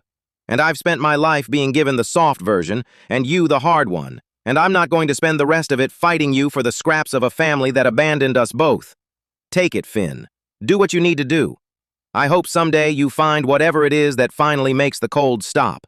I never found it here, and I don't think you will either. But you have the right to look for it in your own house, and I'm not going to stand in your way. And I left him there, in the office that had been mine. Two brothers of circumstance who had, for one moment, in the ruins of a family's blood worship, actually seen each other, which was more than that family, for all its blood, had ever managed to do for either of us. The second goodbye was to Eleanor, and it is the one I can barely write. I went to her in the afternoon, our old time, and it was one of her clearer days, and she knew me, which made it harder. I sat beside her and held her hand, and I did not tell her I was leaving because she would not have understood, or she would have understood and been unable to hold it, her memory too fragile now to carry a grief that large. Instead, I did the thing I'd done for a year. I reminded her gently of who I was, of the afternoons, of 30 years, and I let her have one good afternoon with the son who was about to disappear. And I memorized her, the whole of her, because I did not know how many more afternoons I would get, and I wanted to carry her with me into whatever came next. And near the end, she looked at me with her clear eyes and she said, out of nowhere, in the way the fading sometimes surface a truth they can't sustain, "You've always been so good to me, Liam. My whole life you've been so good to me. I don't—" And her face clouded the way it did, the memory slipping. "I don't always remember why you're so good to me, but you always are." And she smiled, and she squeezed my hand, and she said, "You feel like a son. Isn't that a funny thing to say? You feel like my son." And then the cloud passed fully over, and she looked at me with polite confusion, and she asked who I was, and the afternoon was over, and I told her one last time gently, "I'm Liam. I take care of you." And I did not say the rest, which was, "And I have to go now, and I don't know if you'll remember I was ever here." You feel like my son. That is the most anyone in that family ever gave me, a woman losing her memory on a clear afternoon, saying I felt like her son, before forgetting me entirely. And I have decided to count it as enough, because it was real, and it was unconditional, and it came from the part of her that the blood worship couldn't reach, the deep animal part that remembered 30 years of afternoons, even when the surface couldn't. She felt me as a son, for one afternoon, before she forgot. And I took that, and I folded it away, and I stood up from her side, and I went to do the thing that would teach the whole family, too late, what her fading heart had known all along. I went to leave. Act 6, The Departure. I left the Hawthorne on an ordinary morning in late autumn, and I did it the way I've done everything, cleanly, thoroughly, with no scene and no wreckage, because I loved the place too much to leave it damaged even as I left it behind. I spent my last 2 weeks not fighting and not sabotaging, but doing the opposite, making my own departure as painless for the hotel as I could. I documented everything, 15 years of knowledge that lived only in my head, the 1,000 invisible things that kept a great old house running, the supplier relationships and the seasonal rhythms, and the specific way the ancient boiler had to be coaxed, and the names and stories of 200 regular guests who came back year after year because someone remembered them. I wrote it all down, for Finn, for whoever came after, because a man who loves a house does not let it fall just to prove he mattered, even when falling would prove exactly that. I gave the Hawthorne every tool it would need to survive without me. Whether it used them was not my choice. I had made mine. And then, on the last morning, I handed Julian my resignation. I did it privately, in his study, because I would not humiliate him in front of the family, and I would not let the family turn my leaving into a scene. I put the letter on his desk, and I told him simply that I was stepping back, that with Finn home, the true heir returned, the family whole again, there was no longer a need for the borrowed son, and that I thought it was right for me to make my own way now, and to let the real Hawthorne take his place without a rival in the house. I had wondered for 2 weeks what Julian would do. Some part of me, the 30-year part, the part that never fully stopped auditioning, had allowed itself one small, desperate hope, that when it came to it, when the leaving was real, Julian would look up from that letter and say no, would say, "Liam, you are my son. You are as much my son as Finn. More. You're the one who stayed. Don't go." Would choose, at the last moment, love over blood, the son who'd stayed over the son who'd returned. I had told myself I expected nothing. But hope is a stubborn thing in a person who's spent his life earning, and a small ember of it survived, right up to the moment Julian Hawthorne read my resignation. He wept. I'll give him that. He read it, and his old eyes filled, and he was genuinely grieved, and he said, "Liam, you don't have to. You've done so much for this family, so much." And for one moment the ember flared. One moment I thought he might say the thing, and then he said, "But perhaps you're right. Perhaps it's for the best. Finn needs room to take his place, and it can't be easy for him, having you here, the two of you. It's a delicate thing. Perhaps a clean break is kindest. For everyone. And he took my hand, and he thanked me with real tears for everything I'd done, and he wished me well, and he let me go. He let me go. That is the whole of it. Offered the choice plainly at the very last moment, the son who stayed or the son who returned, love or blood, Julian Hawthorne chose blood, and framed the choosing as kindness, as giving Finn room, as a clean break being best for everyone. And he wept while he did it, and he meant the tears, and he let me go anyway. The ember went out, and I discovered to my own surprise that its going out was not the agony I'd braced for. It was a relief, because now I knew. 30 years of not quite knowing, of hoping the earning would convert, of wondering whether under the conditional love there was an unconditional love that would surface if I ever truly needed it. And now I knew, for certain, forever. There wasn't. Offered the clearest possible chance to choose me, my father chose blood, and wept, and called it kindness. And knowing, even a knowing that costs you everything, is lighter than hoping. I walked out of that study not heartbroken, but unburdened, a man who had finally, after 30 years, been given a definite answer to the question that had shaped his whole life, and who could now, at last, stop asking it. I said goodbye to the hotel itself last. I walked through it in the early morning before the guests woke, through the great hall I'd rebuilt and the restaurant I'd resurrected and the rooms I'd reopened one by one, and I let myself feel the whole of it. 15 years of my life in every board and fixture, the house that took people in that a taken-in person had saved. I did not cry. I had done my crying in smaller moments. This one I wanted clear. I just walked through the Hawthorne and thanked it silently for being the place that let me matter for a while, even if the mattering was conditional, even if it was addressed to the position and not the man. It had given me 15 years of purpose and a vocation, and the strange healing of building over and over, for strangers, the belonging I could never keep. That was not nothing. That was, in fact, a great deal, and I was grateful, and I left it whole, and I did not look back once I was through the doors, because I had decided that a man who leaves first does not look back, or the leaving becomes a lingering, and the lingering becomes a hope, and the hope becomes the audition all over again. Arthur was at the desk. Of course he was. Arthur was always at the desk, 40 years. And as I passed in the gray early light, he stood, the old concierge, straightening to his full formal height, the posture he used for the most honored guests, and he inclined his head deeply, the bow he reserved for the people who mattered most, and he said quietly, "Good morning, Mr. Liam, and goodbye. It has been the honor of my 40 years to have served the house while you were its heart."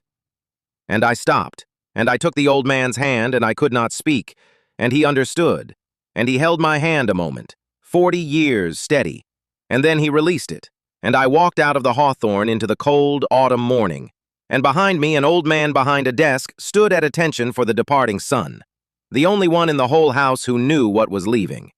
I did not know that morning where I was going. I had savings. I'd been careful over the years. A foundling learns to keep something back, but no plan, no title, no family, no fiancé, no house, nothing but myself entire, for the first time in 30 years. And I want to tell you the strangest thing, the thing that is the secret heart of this whole story, the thing I did not expect and cannot fully explain.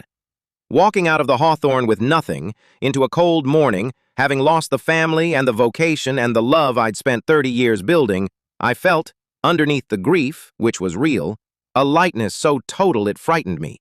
Because I was not, for the first time in my life, earning anything. I was not auditioning. I was not proving. I was not filling a hole shaped like someone else.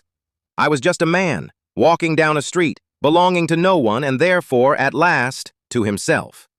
And I understood that 30 years of conditional belonging had been, all along, a specific kind of heaviness, the ceaseless weight of a place that had to be continually re-earned, and that losing it had not made me lighter by taking something away, but by setting something down.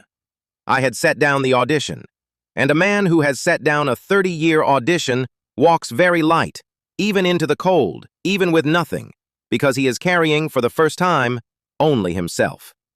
I built something in the year that followed, and I'll tell you about it because it matters to the ending.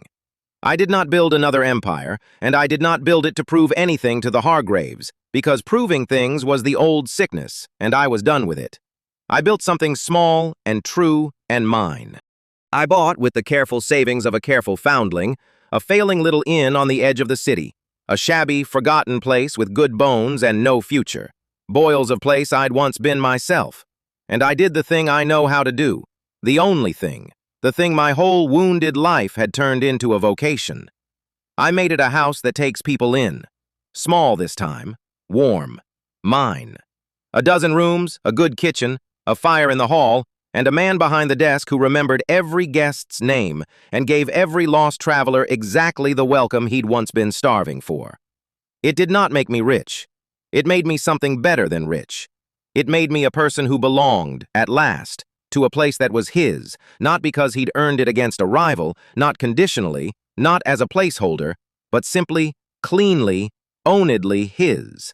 A house he took people into because he owned it and chose to. The foundling finally building his belonging on ground that could not be revoked by anyone's blood. The little inn I bought was called, when I found it, Nothing. It had lost its name along with its guests. A shabby, forgotten place on the edge of the city with a faded sign no one could read anymore. And the first decision I made, before I fixed a single board, was what to call it. And the choosing of the name was the first free act of my new life. And I want to tell you what I named it, because the name is the whole meaning. I called it The Foundling. Everyone thought it was a strange name for an inn, and I let them think so, and I never explained it to the guests because the explanation was mine. I called it The Foundling because I am one, and because I had finally decided to stop hiding that fact behind a borrowed family's name, and because I wanted the house itself to declare the thing I'd spent 30 years ashamed of, that its keeper was a person no one had claimed, a boy left on church steps, an unwanted thing that had made itself into a man who welcomed others. The hawthorn was named for a bloodline. My house was named for the truth about the one who kept it. And there was a specific defiant healing in that, in putting on the sign, for the whole city to see, the word I'd spent my life trying to escape, foundling, unclaimed, belonging to no one, and turning it from a wound into a welcome, from the thing I was ashamed of into the thing I offered. Come to the foundling, the sign said, and I meant, come to the house kept by one of the unclaimed, who knows exactly what it is to need taking in, and who will take you in the way he was never quite taken in, completely, unconditionally, without asking you to earn it. Because that was the whole design of the place, the thing that made it different from the hawthorn, even though I ran it with the same skills. The hawthorn took people in beautifully, but it was, underneath, a business. A grand institution, a name. And I had loved it and saved it, but I had also, I understood now, been trying to earn my place in it the whole time, so that even my welcome of guests had carried, faintly, the anxiety of the placeholder proving his worth. The foundling carried no such anxiety, because it was mine, ownedly, unrevocably, and a man who is not auditioning welcomes people differently than a man who is, more freely, more warmly, with nothing held back for the maintenance of his own precarious standing. My guests felt it, though they couldn't name it. They said, the foundling felt like a home in a way even the grandest hotel didn't, and they were right. And the reason was that it was kept by a man who had finally stopped needing to earn his own place, and who could therefore give an unearned welcome, because you can only give what you have. And I finally had, for the first time in my life, an unconditional belonging to give, because I had finally built myself one. The building of it healed me in a way that surprised me, because it was the same work I'd done at the hawthorn, the same trades, the same care, the same nursing of an old building back to life. And yet it healed rather than depleted. And the difference was ownership, was the fact that every board I fixed was fixing my own house rather than earning my keep in someone else's. I had slept beside the hawthorn's boiler for 3 winters out of a desperate need to secure a belonging that could always be revoked. I fixed the foundling's ancient plumbing out of the calm satisfaction of tending a thing that was simply, permanently mine. Same work, opposite spirit. And the opposite spirit is the whole difference between a life spent earning a place and a life spent inhabiting one, between the exhausting labor of the placeholder and the restful labor of the owner, between building someone else's house to prove you deserve a room in it and building your own house because it's yours and you love it. I had done the first for 30 years, and it had nearly hollowed me out. I did the second for 1 year, and it filled me back up. The work was identical. The belonging was everything. And across the city, in a grand old landmark that a stranger's blood had inherited, the hawthorn began, exactly as I had known it would, and exactly as I had spent 2 weeks trying to prevent, to fall. Act 7. The House Without Me. I did not watch the hawthorn fall. I want to be clear about that, the way I've had to be clear about everything, because the whole meaning of this story depends on the difference between watching a thing fall and simply no longer holding it up. I was not across the city keeping a ledger of the hawthorn's decline, savoring it, waiting for the family to suffer.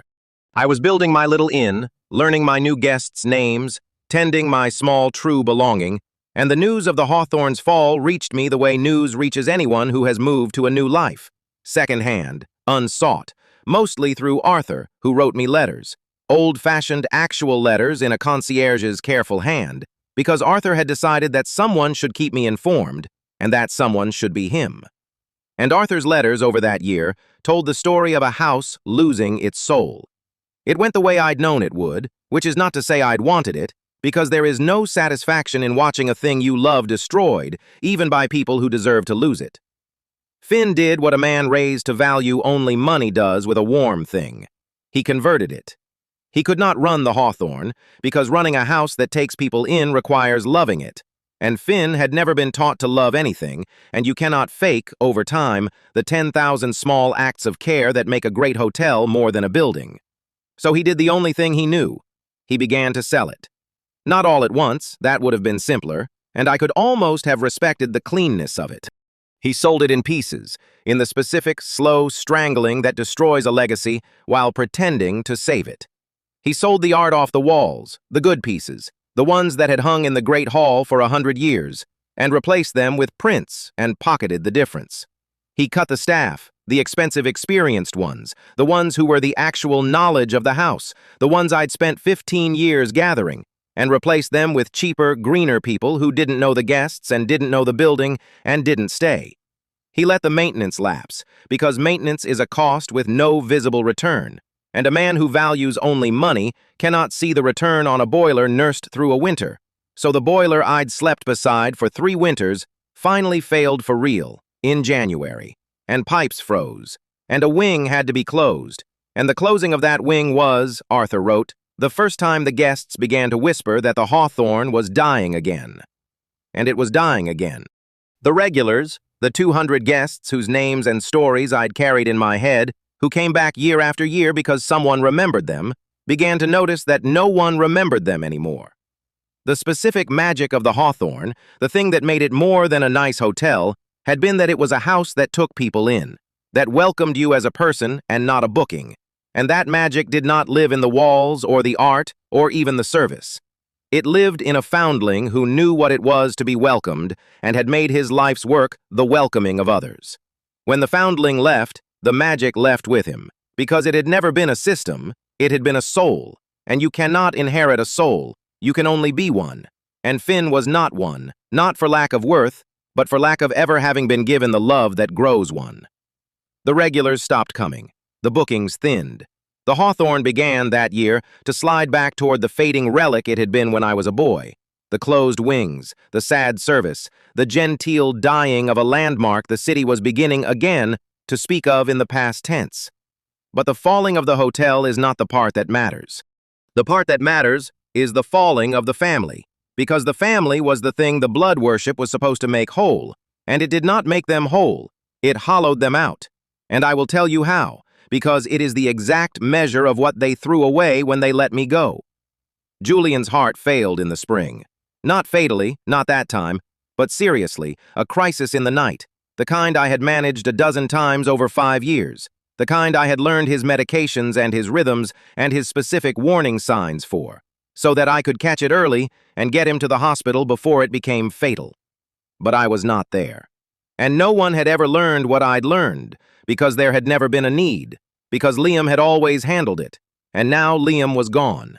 And when Julian's heart began to fail in the night, there was no one who knew the medications, No one who knew the signs. No one who knew to call ahead to Dr. Mendoza at Ashford General, who kept Julian's file. Finn did not know these things. Finn had never learned them. Finn had been home a year and had never once sat with his failing father the way a son sits with a failing father, because Finn did not love Julian. Finn was collecting a debt from him. And so Julian's crisis was caught late and mishandled, and he survived it, barely, but he came out of it diminished, weaker, closer to the end. And Arthur wrote that in the hospital, coming out of the worst of it, delirious, Julian had called for me, had called over and over for Liam. Where's Liam? Liam will know what to do. Get Liam. The dying reflex of a man whose body remembered even when his blood worship had forgotten, who had actually kept him alive for 5 years. His blood son sat in the waiting room, and his heart called for the borrowed one. Because the body does not care about blood. The body remembers who showed up at 3 in the morning, and Julian's failing body knew exactly who its son was, even as Julian's grieving mind had chosen otherwise. And Eleanor, my mother. This is the one that is hardest to write, and I will write it plainly because it deserves no ornament. Eleanor's memory, without our afternoons, declined faster. I had not understood, until I was gone, how much those daily hours had been holding her. The gentle, repeated reminding, the anchor of a familiar face at a familiar time, the specific tether that a person with a fading mind needs, and that I had been providing, unnoticed, for a year. No one replaced it. Finn did not sit with her. Finn could not. He had no afternoons of history to remind her of. He was a stranger her mind could not hold. And so Eleanor, without her anchor, drifted faster into the fog. And Arthur wrote, and this is the sentence I have read 100 times and will never be free of.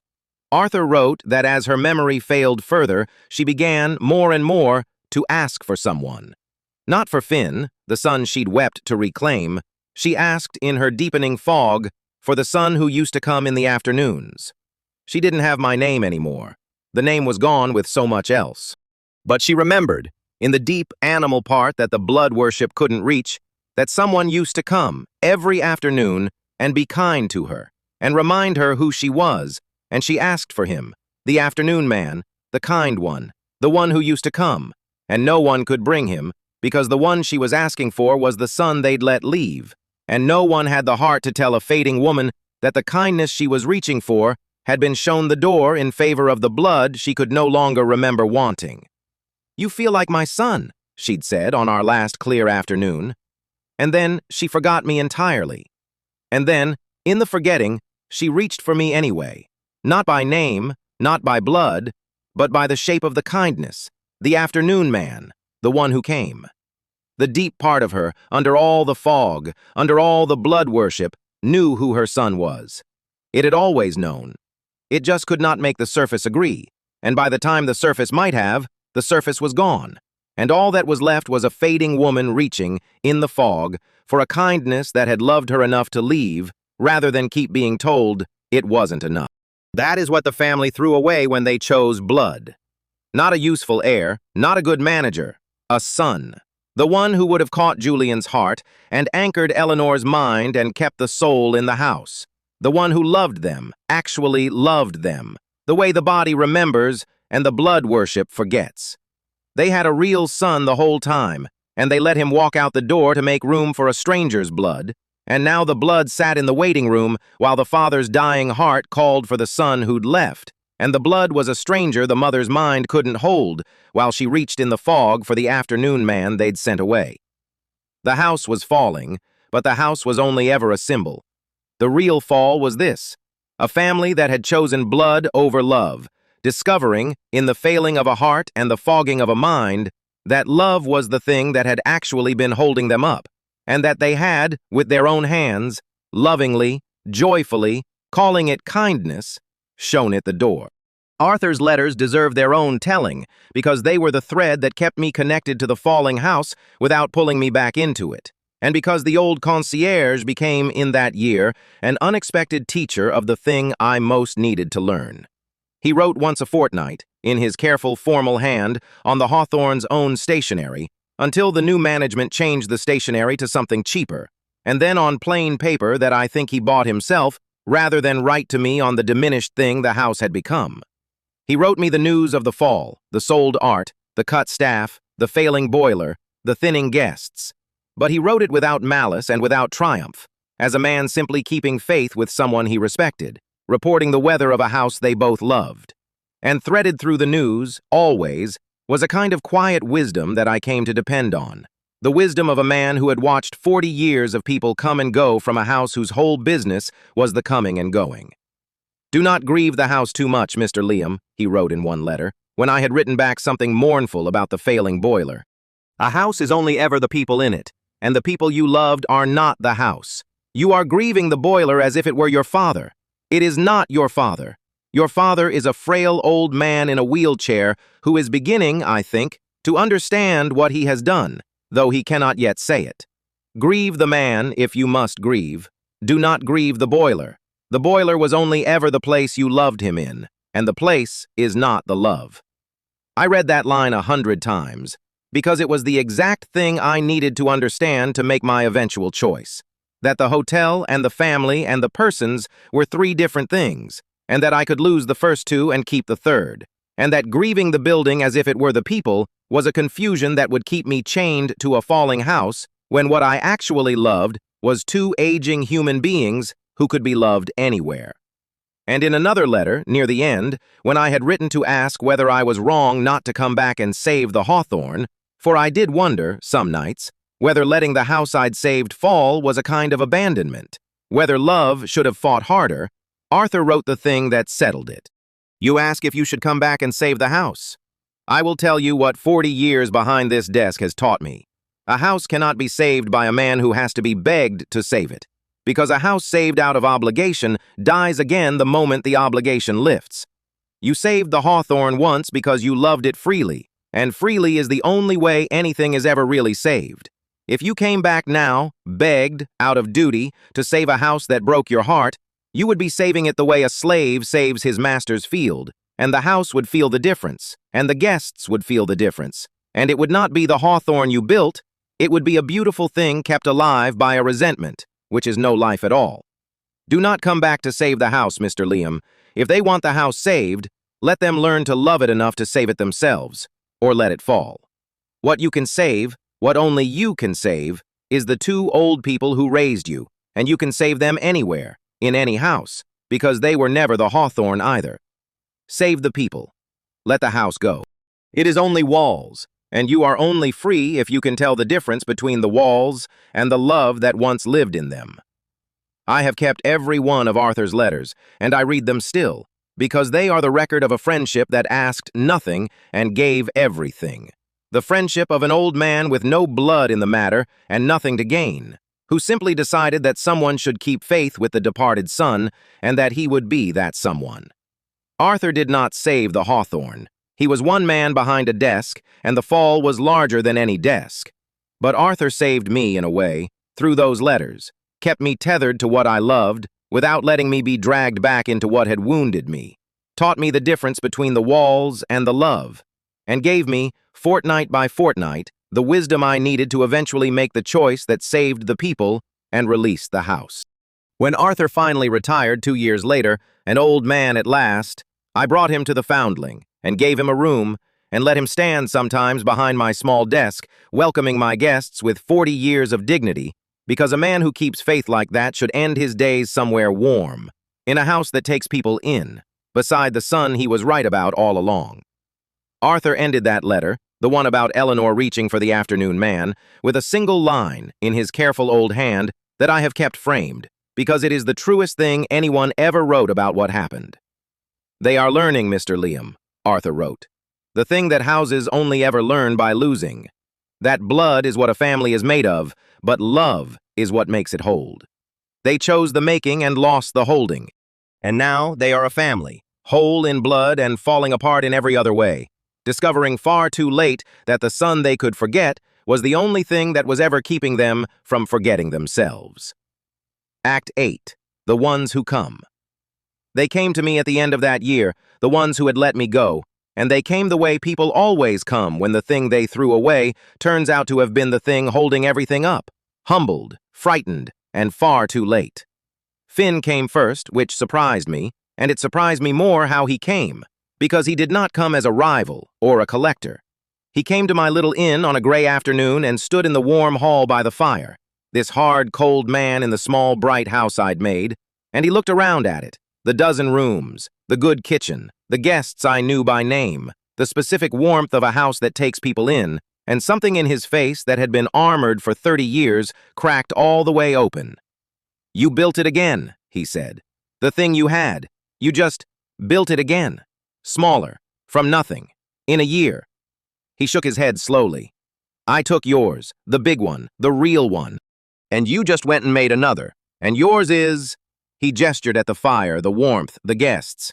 "Yours is alive, and mine is dying, and I don't understand it, because I have the grand hotel and the family and the name and the blood. I have everything, and it's ash in my hands, and you have a dozen rooms, and it's more of a home than the Hawthorne has been since the day I walked into it." He looked at me, and his voice was raw. "How? How do you do it? Because I've been trying to figure it out for a year, watching the thing I took turn to nothing in my hands, and I finally understood I don't have whatever you have, and I came here to find out what it is, because I can't live the rest of my life like this, holding everything and feeling nothing." And I told him the truth, because it was the only thing I've ever had to give anyone, and because he was my brother, in the only way that ever mattered. "It's love, Finn," I said. "That's the whole secret. There isn't another one. A house that takes people in runs on love, and you can't fake it, and you can't inherit it, and you can't collect it. You can only give it, and you can only give it if you have it, and you can only have it if someone gave it to you first, and no one ever gave you any. That's not your fault. It's the cruelest thing that was done to you, crueler than the 30 years in the machine. The machine took your childhood, but the lovelessness took your ability to make a home. And a man who can't make a home is going to be alone in every house he ever owns, no matter how grand." I looked at him. "You took the Hawthorne to heal a wound, and it didn't heal, because the wound was never about the hotel. The wound was that no one ever loved you, and no amount of taking can fix a wound that only giving can fill. You've spent a year proving that, haven't you? That having everything doesn't touch the cold. Because the cold isn't about not having, it's about not being loved, and then not being able to love, and no possession on earth reaches that." Finn was quiet for a long time by my fire in the warm house. And then he said the thing that told me he'd finally, at the bottom of a year of empty winning, understood. "I don't want the Hawthorne," he said. "I never wanted the hotel. I wanted to stop being the one who was left. I wanted to take your place because your place was the place I should have had, the loved place, and I thought if I stood where you stood, I'd feel what you felt. And I stood there, and I felt nothing, because it was never the place that made you loved, it was you. And I can stand in your place forever and I'll never feel it, because the place was never the thing." His voice broke. "I don't know how to be loved, Liam. I missed the part where you learn. I'm 32 years old and I own a grand hotel, and I don't know the first thing about how to make anyone, including myself, feel at home anywhere. And I came here because you're the only person alive who understands what was done to me, and because you said, that night in the office, that I was your brother. In the only way that meant anything. And no one's I've never had—" He couldn't finish. 30 years of armor, and the one thing under it was the same thing that was under mine. A boy who just wanted to belong somewhere he didn't have to earn. I did not solve Finn that afternoon. You don't solve 30 years of lovelessness in a conversation by a fire. But I did the one thing that was the beginning of solving it. The thing no one had ever done for either of us. I offered him a belonging he didn't have to earn. "You can stay here," I said. "Not as an heir, not as a rival, not collecting anything, just as my brother who has nowhere warm to be. There's a room. There's always a room. It's a house that takes people in, and you're the most taken-in person I've ever met. Stay as long as you need. Learn what a home feels like from the inside, the way I had to learn it. I can't give you the 30 years you lost, but I can give you the thing I finally learned to give myself, a place you don't have to bleed for. That's the only inheritance that was ever worth anything, Finn, and it turns out I'm the only one in this whole family who ever actually had it to give, because it's the only thing you can't inherit by blood and can only make by love." And I watched my hard, cold brother, in the warm hall of my little inn, begin, for the first time in 32 years, to believe that he might someday belong somewhere. And it was the most complete victory of my whole life. And it had nothing to do with winning anything, and everything to do with being, at last, a man with enough love to spare some for the brother who'd tried to take everything. I want to say more about Finn's thaw, because it is the part of the story that surprised me most, and because it taught me that the deepest revenge and the deepest healing are, once again, the same act, and that the act is not destruction, but its exact opposite. When Finn came to my inn that gray afternoon, defeated, asking how I did it, he was, by every measure a revenge story would recognize, a man I had defeated. He had taken everything from me, and it had turned to ash. I had lost everything and rebuilt something better. He stood in my warm house a failure, and I stood in it whole. If I had wanted the satisfaction of a defeated enemy, it was mine, complete. I could have savored it. I could have told him the truth he'd earned, that he'd destroyed a family and a hotel and gotten nothing, that his revenge was empty, that he was exactly the loveless ruin his childhood had made him. It would have been true, and it would have been justified, and it would have been the ordinary shape of the ordinary ending, the wronged man watching his enemy break. And I understood, looking at my broken brother by my fire, that savoring his defeat would have been the last trap, that it would have kept me bound to him as an enemy, would have made my healing about his suffering, would have poisoned the warm house I'd built by using it as a stage for someone's humiliation. And more than that, I understood that Finn was not finally my enemy. He was my brother of circumstance, the other boy the same machine had chewed up, the one who'd gotten the hard version of my wound. And the same understanding that had kept me from hating him at the start now kept me from savoring his defeat at the end.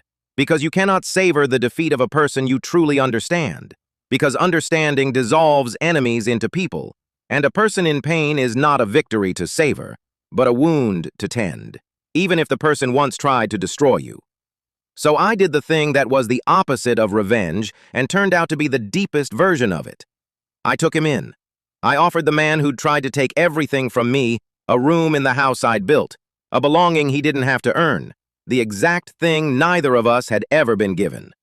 And in doing so, I completed a circle that the whole story had been drawing. Two abandoned boys, chewed up by the same machine, one given the soft version and one the hard, meeting at last not as rivals for a family's blood, but as brothers who could give each other the thing the family never gave either of them, an unconditional welcome. I could not undo Finn's 30 years. I could not give him back his childhood or teach him quickly what he'd missed. But I could give him a warm room in a house that takes people in, and a brother who understood, and the slow, daily experience of a belonging that asked nothing, and that turned out to be the only medicine for the specific wound we shared. And I gave it to the man who'd wronged me, and the giving of it healed me more completely than any revenge ever could have. Because here is what I learned, watching Finn slowly thaw by my fire over the months and years, that the deepest wound the machine gives you is not the abandonment itself, but the belief it plants that you are unlovable, that belonging must be earned, that no one will ever take you in without a price, and that the only thing that heals that wound, in yourself or in anyone, is to give the unearned welcome you never received. Finn healed by receiving it. I healed by giving it. And the giving and the receiving were the same act, the same warm room, the same house that takes people in, which is the thing I'd built my whole life around without understanding why, and understood at last when I watched it heal the brother who'd tried to destroy me. That a house that takes people in is not a business or a vocation or even a metaphor. It is the cure. It is the specific medicine for the specific wound of being unclaimed, administered by the only people who truly know the wound, which is the other unclaimed, to each other, in warm rooms, without a price. Finn tried to take my house and got ash. I offered him a room in my heart, and we both, at last, got home. And if that is a revenge, it is the only kind worth having, the kind where your enemy is healed into your brother, and the wound that made you both is finally, in a warm room, in the giving of an unearned welcome, undone. Margot came too that season with her regret, and I received it kindly and briefly. She had drifted to Finn and found, of course, that Finn had no more use for her than the hotel did for its stripped art. That a man who cannot love does not become a loving husband because his fiancée has good bones. and she had watched the hawthorn fall and understood too late what she'd traded and for what. She did not ask to come back. Even Margot was not so lost as to think that possible. She came, I think, to be forgiven, and I forgave her, because carrying her betrayal was heavier than releasing it, and because I had learned that forgiveness is a thing you do for yourself, to set a weight down, not a thing you owe the person who wronged you. You taught me something, Margot, I told her, and meant it. You showed me, before anyone else did, that almost no one ever loved me, that they loved the position I stood in. It was a hard gift, but it was the beginning of me finding the few who loved the actual man. So thank you. Go well. And she went, and I felt nothing but a clean, distant wish for her well-being, which is what love becomes when it's fully released. Not hatred, not longing, just a distant, fair wish, the weather in a country you've left. Arthur told me later what it had cost Julian to come to me, the frail old man in the wheelchair, insisting on the journey against his doctor's advice, against Finn's indifference, against his own failing heart. And I want to record it because it is the measure of a man learning the most important thing in his life too late and choosing to act on it anyway. Julian had begun to understand, Arthur said, in the months after Eleanor started reaching for the afternoon man. He had sat with his fading wife as she reached, in her fog, for a son she couldn't name, and he had understood, slowly, unbearably, that the son she reached for was the one he'd let leave, and that his wife's deepest self was crying out for the very child his blood worship had shown the door. And then his own heart had nearly stopped, and he had heard, coming out of the delirium, that he'd called for me too, that his own dying body had cried out for the son he'd chosen against, and between his wife's reaching and his own heart's calling, Julian Hawthorne had been forced to confront the thing his whole life had been arranged to avoid. That the son who mattered, the son they both reached for at the edge of death and fog, was not the blood son they'd wept to reclaim, but the borrowed one they'd let go. And a lesser man, having understood that, would have kept silent, out of shame, would have let the understanding stay private, unspoken, carried to the grave rather than confessed, because confessing meant admitting he'd made the worst mistake of his life, and old men do not easily admit such things. But Julian, whatever his failures, was not a coward at the end. Having understood, he insisted on acting, even from a wheelchair, even against his heart, even knowing the journey might kill him. Because he understood one more thing, that an understanding kept private changes nothing, that a remorse never spoken is just a comfortable private guilt, and that if he had truly learned what he'd learned, he owed it to the son he'd wronged to say it out loud, to his face, however late, whatever it cost. And so he made the journey, and he came to my inn, and he begged, publicly, in front of Arthur and Finn and whoever else was in the warm hall, for the forgiveness of the son he'd let go, not because he expected it to fix anything, but because saying it was the only honest thing left to do, and Julian had decided to spend the last of his strength being honest. I have thought a great deal about the courage of that, because it is a specific and underrated kind of courage, the courage to admit out loud at the end of a life that you got the most important thing wrong. Most people cannot do it. Most people, having built a life on a mistake, defend the mistake to the grave, because admitting it would mean admitting that the life was built wrong, and that is more than most people can bear. Julian bore it. He looked at the wreckage of his blood worship, the falling hotel, the fogging wife reaching for the wrong son, his own heart calling for the son he'd exiled, and instead of defending the choice, instead of insisting to the end that blood was right, he admitted, fully and publicly and far too late, that he had chosen wrong. And that admission, though it came too late to undo anything, was not worthless, because it meant that Julian Hawthorne died having learned the truth rather than died defending the lie. And there is a difference between those two deaths, and the difference is everything. And it is available to anyone, at any point, no matter how late, the choice to stop defending the mistake and admit it, which does not undo the mistake, but does redeem the person. Because a person who dies having admitted his error dies as someone who finally saw clearly, and a person who dies defending his error dies still blind. And I would rather my father died seeing, even at the very end, even too late to fix it, than died blind and comfortable. And he chose to die seeing, and I honored him for it. and it is the reason I could hold his hand at the end and mean it when I said, "You're my father." And then, at the very end of the year, Julian came. My father, frail now, frailer than I'd ever seen him, wheeled into the warm hall of my little inn by Arthur, who had insisted on bringing him himself, 40 years of concierge dignity pushing the old owner's chair. And Julian looked at me across the warm room, this dying man who had chosen blood over me, and wept while he did it. And he did the thing I had stopped hoping for and no longer needed, the thing that came a year too late to change anything, and yet changed, somehow, everything. He begged. "Liam," Julian said, and his old voice was a ruin. "I have made the worst mistake of my life, and I have come to ask you to forgive an old fool, and I have no right to ask it. When Finn came home, I thought God had given me back my son, and I was so blinded by the joy of it that I could not see what was in front of me the whole time, which was that I already had a son, the truest son a man could ask for, the one who saved my house and learned my medications and sat with my Eleanor every afternoon. And I let him walk out the door because I was too dazzled by blood to see love standing right beside me." His tears came freely now. "Your mother asks for you. In the fog, she asks for the afternoon man, and I have to sit with her and not be able to bring you, and it is the punishment I have earned, and it is more than I can bear. My heart is failing, and there is no one who knows how to keep it going but you, and I did not even understand that until it nearly stopped, and my own blood son sat in the waiting room while my body cried out for the son I'd sent away. I chose wrong, Liam. Blood is not the thing. You are the thing. You were always the thing. And I have come, on what may be the last strength I have, to beg you to come home, to be my son again, the real one, the one you always were, and to forgive an old man who learned the most important thing in his life a year too late to deserve the learning."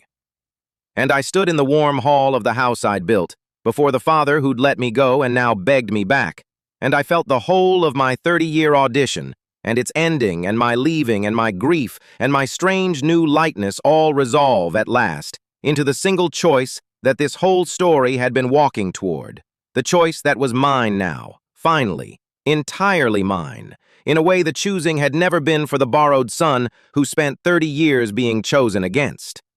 And I want to tell you what I chose.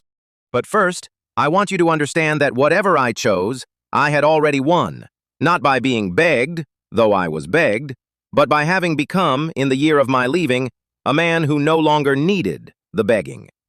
Julian's plea would have unmade the boy in the doorway a year ago. It would have been everything, the answered prayer, the conversion of the earning into having at last. And now, it was not everything. It was a sad old man asking forgiveness, and I could give it or withhold it freely, from my own whole undivided self, because I no longer needed his choosing to know my worth. I had left as a placeholder. I had returned, for I was, in that moment, returning in the only way that mattered, as a person, whole, who belonged to himself, and could therefore, for the first time, choose freely what to do with a family that had finally, too late, learned what he was. Act 9. What family means. Here is what I chose, and I chose it slowly over the weeks that followed Julian's plea, because a choice this large should not be made in the heat of being begged, and because I had spent 30 years making choices out of the desperation to belong, and I was determined that this one, the most important one, would be made from freedom instead. I did not go back to the Hawthorne. I want to be precise about that because it's the hinge of the whole ending, and it's the part that makes this a different story from the one you're expecting. Julian begged me to come home, to be his son again, the real one, the heir, to return to the great hotel and save it and take my place. And that offer, a year before, was the only thing I'd ever wanted. But a year of leaving had taught me the thing I could never have learned any other way, that the place at the Hawthorne was never a place. It was an audition, and going back to it, even begged, even welcomed, even as the prodigal restored, would be re-entering the audition. It would be accepting once more that my belonging lived in a position, in a hotel, in an inheritance, in the family's ongoing choice to have me. And I was done letting my belonging live in anyone's choice but my own. So I did not go back to the Hawthorne, and I did not become their heir again, and I let the great hotel be what it had become, a falling thing in a stranger's blood-tired hands, because the hotel was never the thing I loved. It was only ever the place I loved them in. But I took the people. That is what I chose, and it's the whole distinction that this story exists to draw. I separated the persons I loved from the institution that had rejected me. Julian and Eleanor Hawthorne were not the same thing as the Hawthorne family's blood worship, and the Hawthorne family's blood worship was not the same thing as the Hawthorne Hotel. And for 30 years, I had loved all three as one tangled object and let the rejection of the institution feel like the loss of the persons. And leaving had untangled them. I could love Julian and Eleanor, the gentle failing man who taught me to fish, the fading woman who said I felt like her son completely, as the people who raised me, as my mother and my father in every way that the heart means those words, without ever again submitting to the blood institution that had used my love and shown me the door. I could be their son. I just could not be their heir. And it turned out those had never been the same thing. The family had only made them seem the same by pricing my sonhood at the cost of endless earning. And I could simply now refuse the price and keep the sonhood, because the sonhood had always been real and only the price was a lie. So I brought them to me, not to the Hawthorne. I would not set foot back inside the machine, but to my little inn, my warm, true house that takes people in. Eleanor first, because Eleanor needed the afternoons, and I would not let my mother spend her last foggy years reaching for an afternoon man who never came. I gave her a room in my house, a warm, bright room, and I resumed the afternoons, sat with her every day, reminded her gently who she was the anchor her fading mind needed, and I watched, over weeks, the fog lift slightly. Not because I cured anything, you cannot cure it, but because a person with a failing mind holds together better when someone who loves them shows up every single day. And I showed up, every single day, because that is what a son does, and I was her son, and I had finally stopped needing anyone's permission to be it. Some afternoons, she knew me. Most, she didn't. But every afternoon, whether she knew me or not, the deep animal part of her that had reached for the afternoon man settled when I came. Because the body remembers love even when the mind forgets the name for it. And Eleanor's body knew, every afternoon, that its son had come. And that was enough. That was everything. That was the whole of what I'd ever wanted and had finally learned to give without needing it given back. The afternoons with Eleanor, when I resumed them at the foundling, taught me the last and deepest thing I learned in this whole story, and it is about the difference between what a mind knows and what a body remembers, and it is the thing that finally let me understand what I had always been to her, underneath the blood worship. Her mind by then was almost gone into the fog. She rarely knew my name. Often she did not know I was her son. Some afternoons she thought I was a kind stranger, a nice young man who visited, a hotel porter, her own long-dead brother, anyone. The mind, which is where we keep our stories about who people are, the mind that had for 30 years filed me as the adopted one, the borrowed one, the placeholder for the blood son. The mind had let almost all of it go. And what I discovered, sitting with her every afternoon, was that when the mind's stories fell away, what remained underneath was not nothing. What remained was the body's memory, and the body's memory told a completely different story than the mind's stories ever had. Because her body knew me, even when her mind didn't.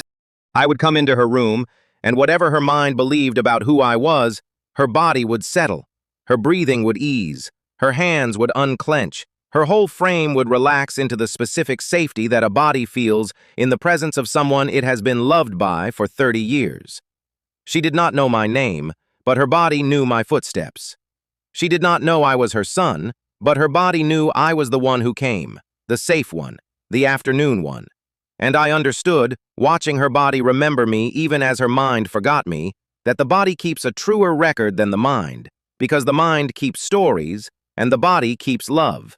And stories can be revised by grief and blood worship and 1,000 rerouted drops, but love, once it has soaked into the body over 30 years of afternoons, does not revise.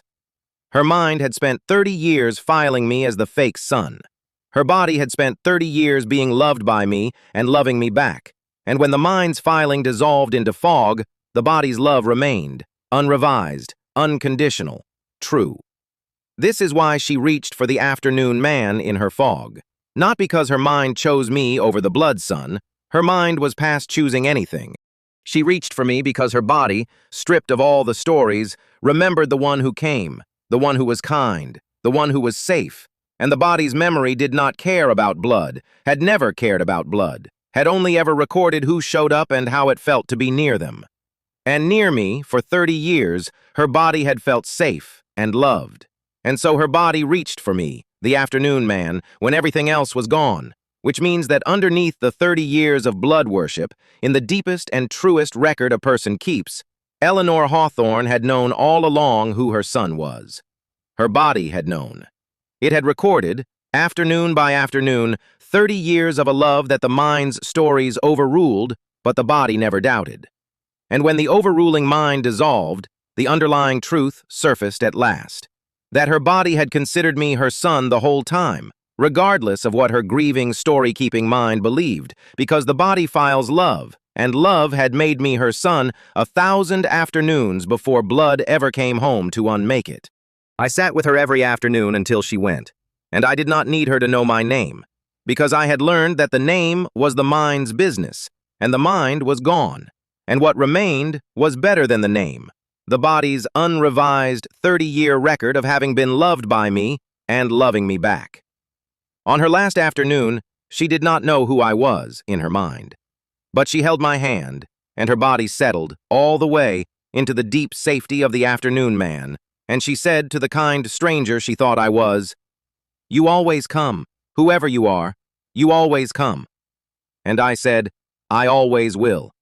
And she believed me, with her body if not her mind, and she went, not long after, held by the son her body had never once doubted, whatever her mind and her family's blood worship had spent 30 years insisting. She reached for the afternoon man to the very end, and the afternoon man was there, every afternoon, to the very end, because that is what a son is, not what the mind files or the blood decrees, but who the body reaches for in the fog, and who is there when it reaches. And Julian. I took Julian too, and I learned his medications all over again, the new ones, the failing heart a year worse ones, and I became again the son who caught his heart before it stopped, and I gave him, this is the part that matters, I gave him the thing his blood son never could, which was a death surrounded by love. Because Julian did die that spring, his heart finally, gently, stopping in the night. But it stopped in a warm room in my house, with his hand in mine, with his wife sleeping down the hall in the care of the son who loved them both. And his last clear words to me were not about blood or hotels or heirs. His last clear words were, "You came. Even after everything, you came." And I said, "Of course I came.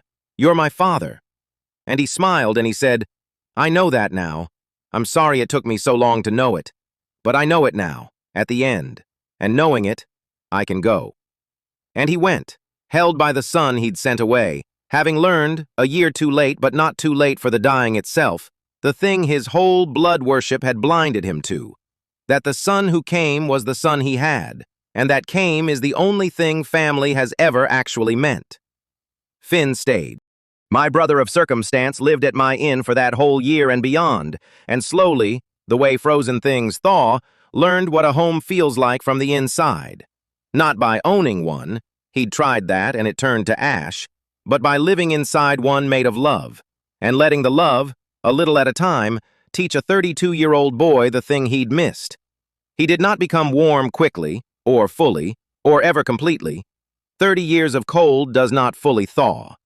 But he thawed. He learned to remember a guest's name and to mean the remembering.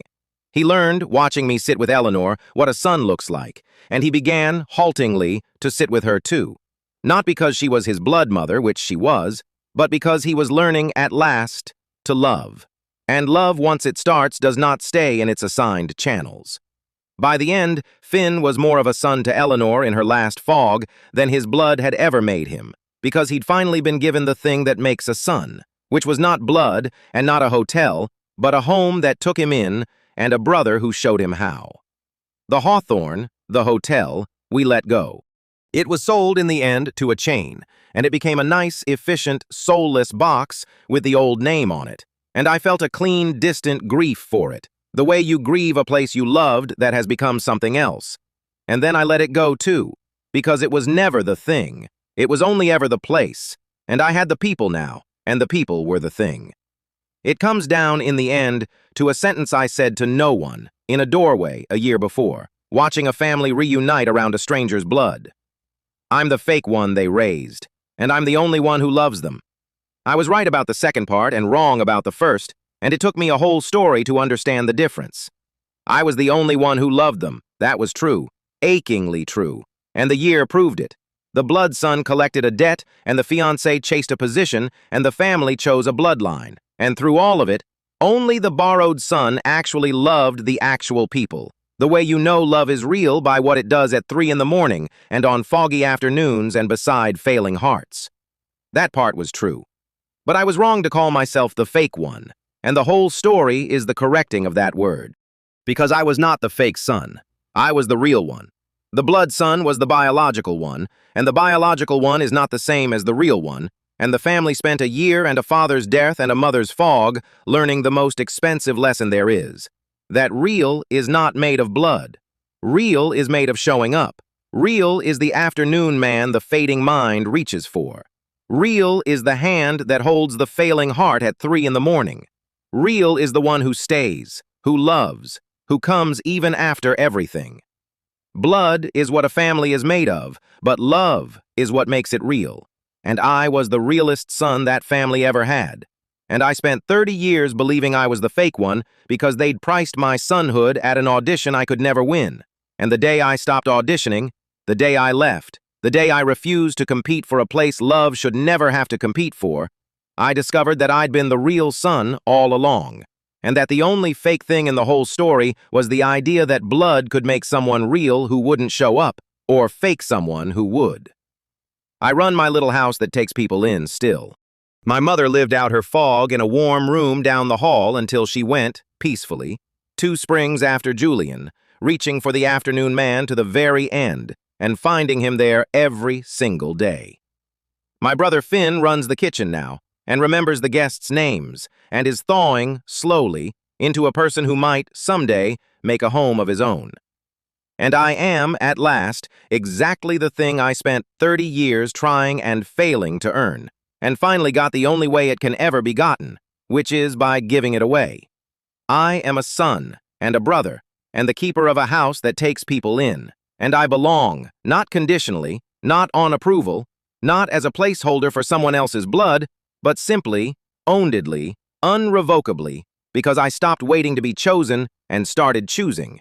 And it turns out that the belonging you choose and build and give is the only kind that was ever real, and that a foundling with no blood and no name, who stops trying to earn a family and starts making one, ends up with the realest family there is. They raised a fake son, they said, and got their real one back at last. They had it exactly backwards. And it cost them a hotel, and a year, and a father's late-learned grief to understand that the real son had been there the whole time, loving them, and that the only thing that was ever fake was the belief that they had to choose between blood and love, when love was standing in the doorway the entire time, being called the fake one, and being, in every way that a family has ever actually meant, the only real thing in the house. I keep a small brass plate by the door of the foundling now, where guests can see it as they come in from the cold. And it says only this: a family is not the blood you're made of. It's the ones who come and stay and love you when you've stopped being useful.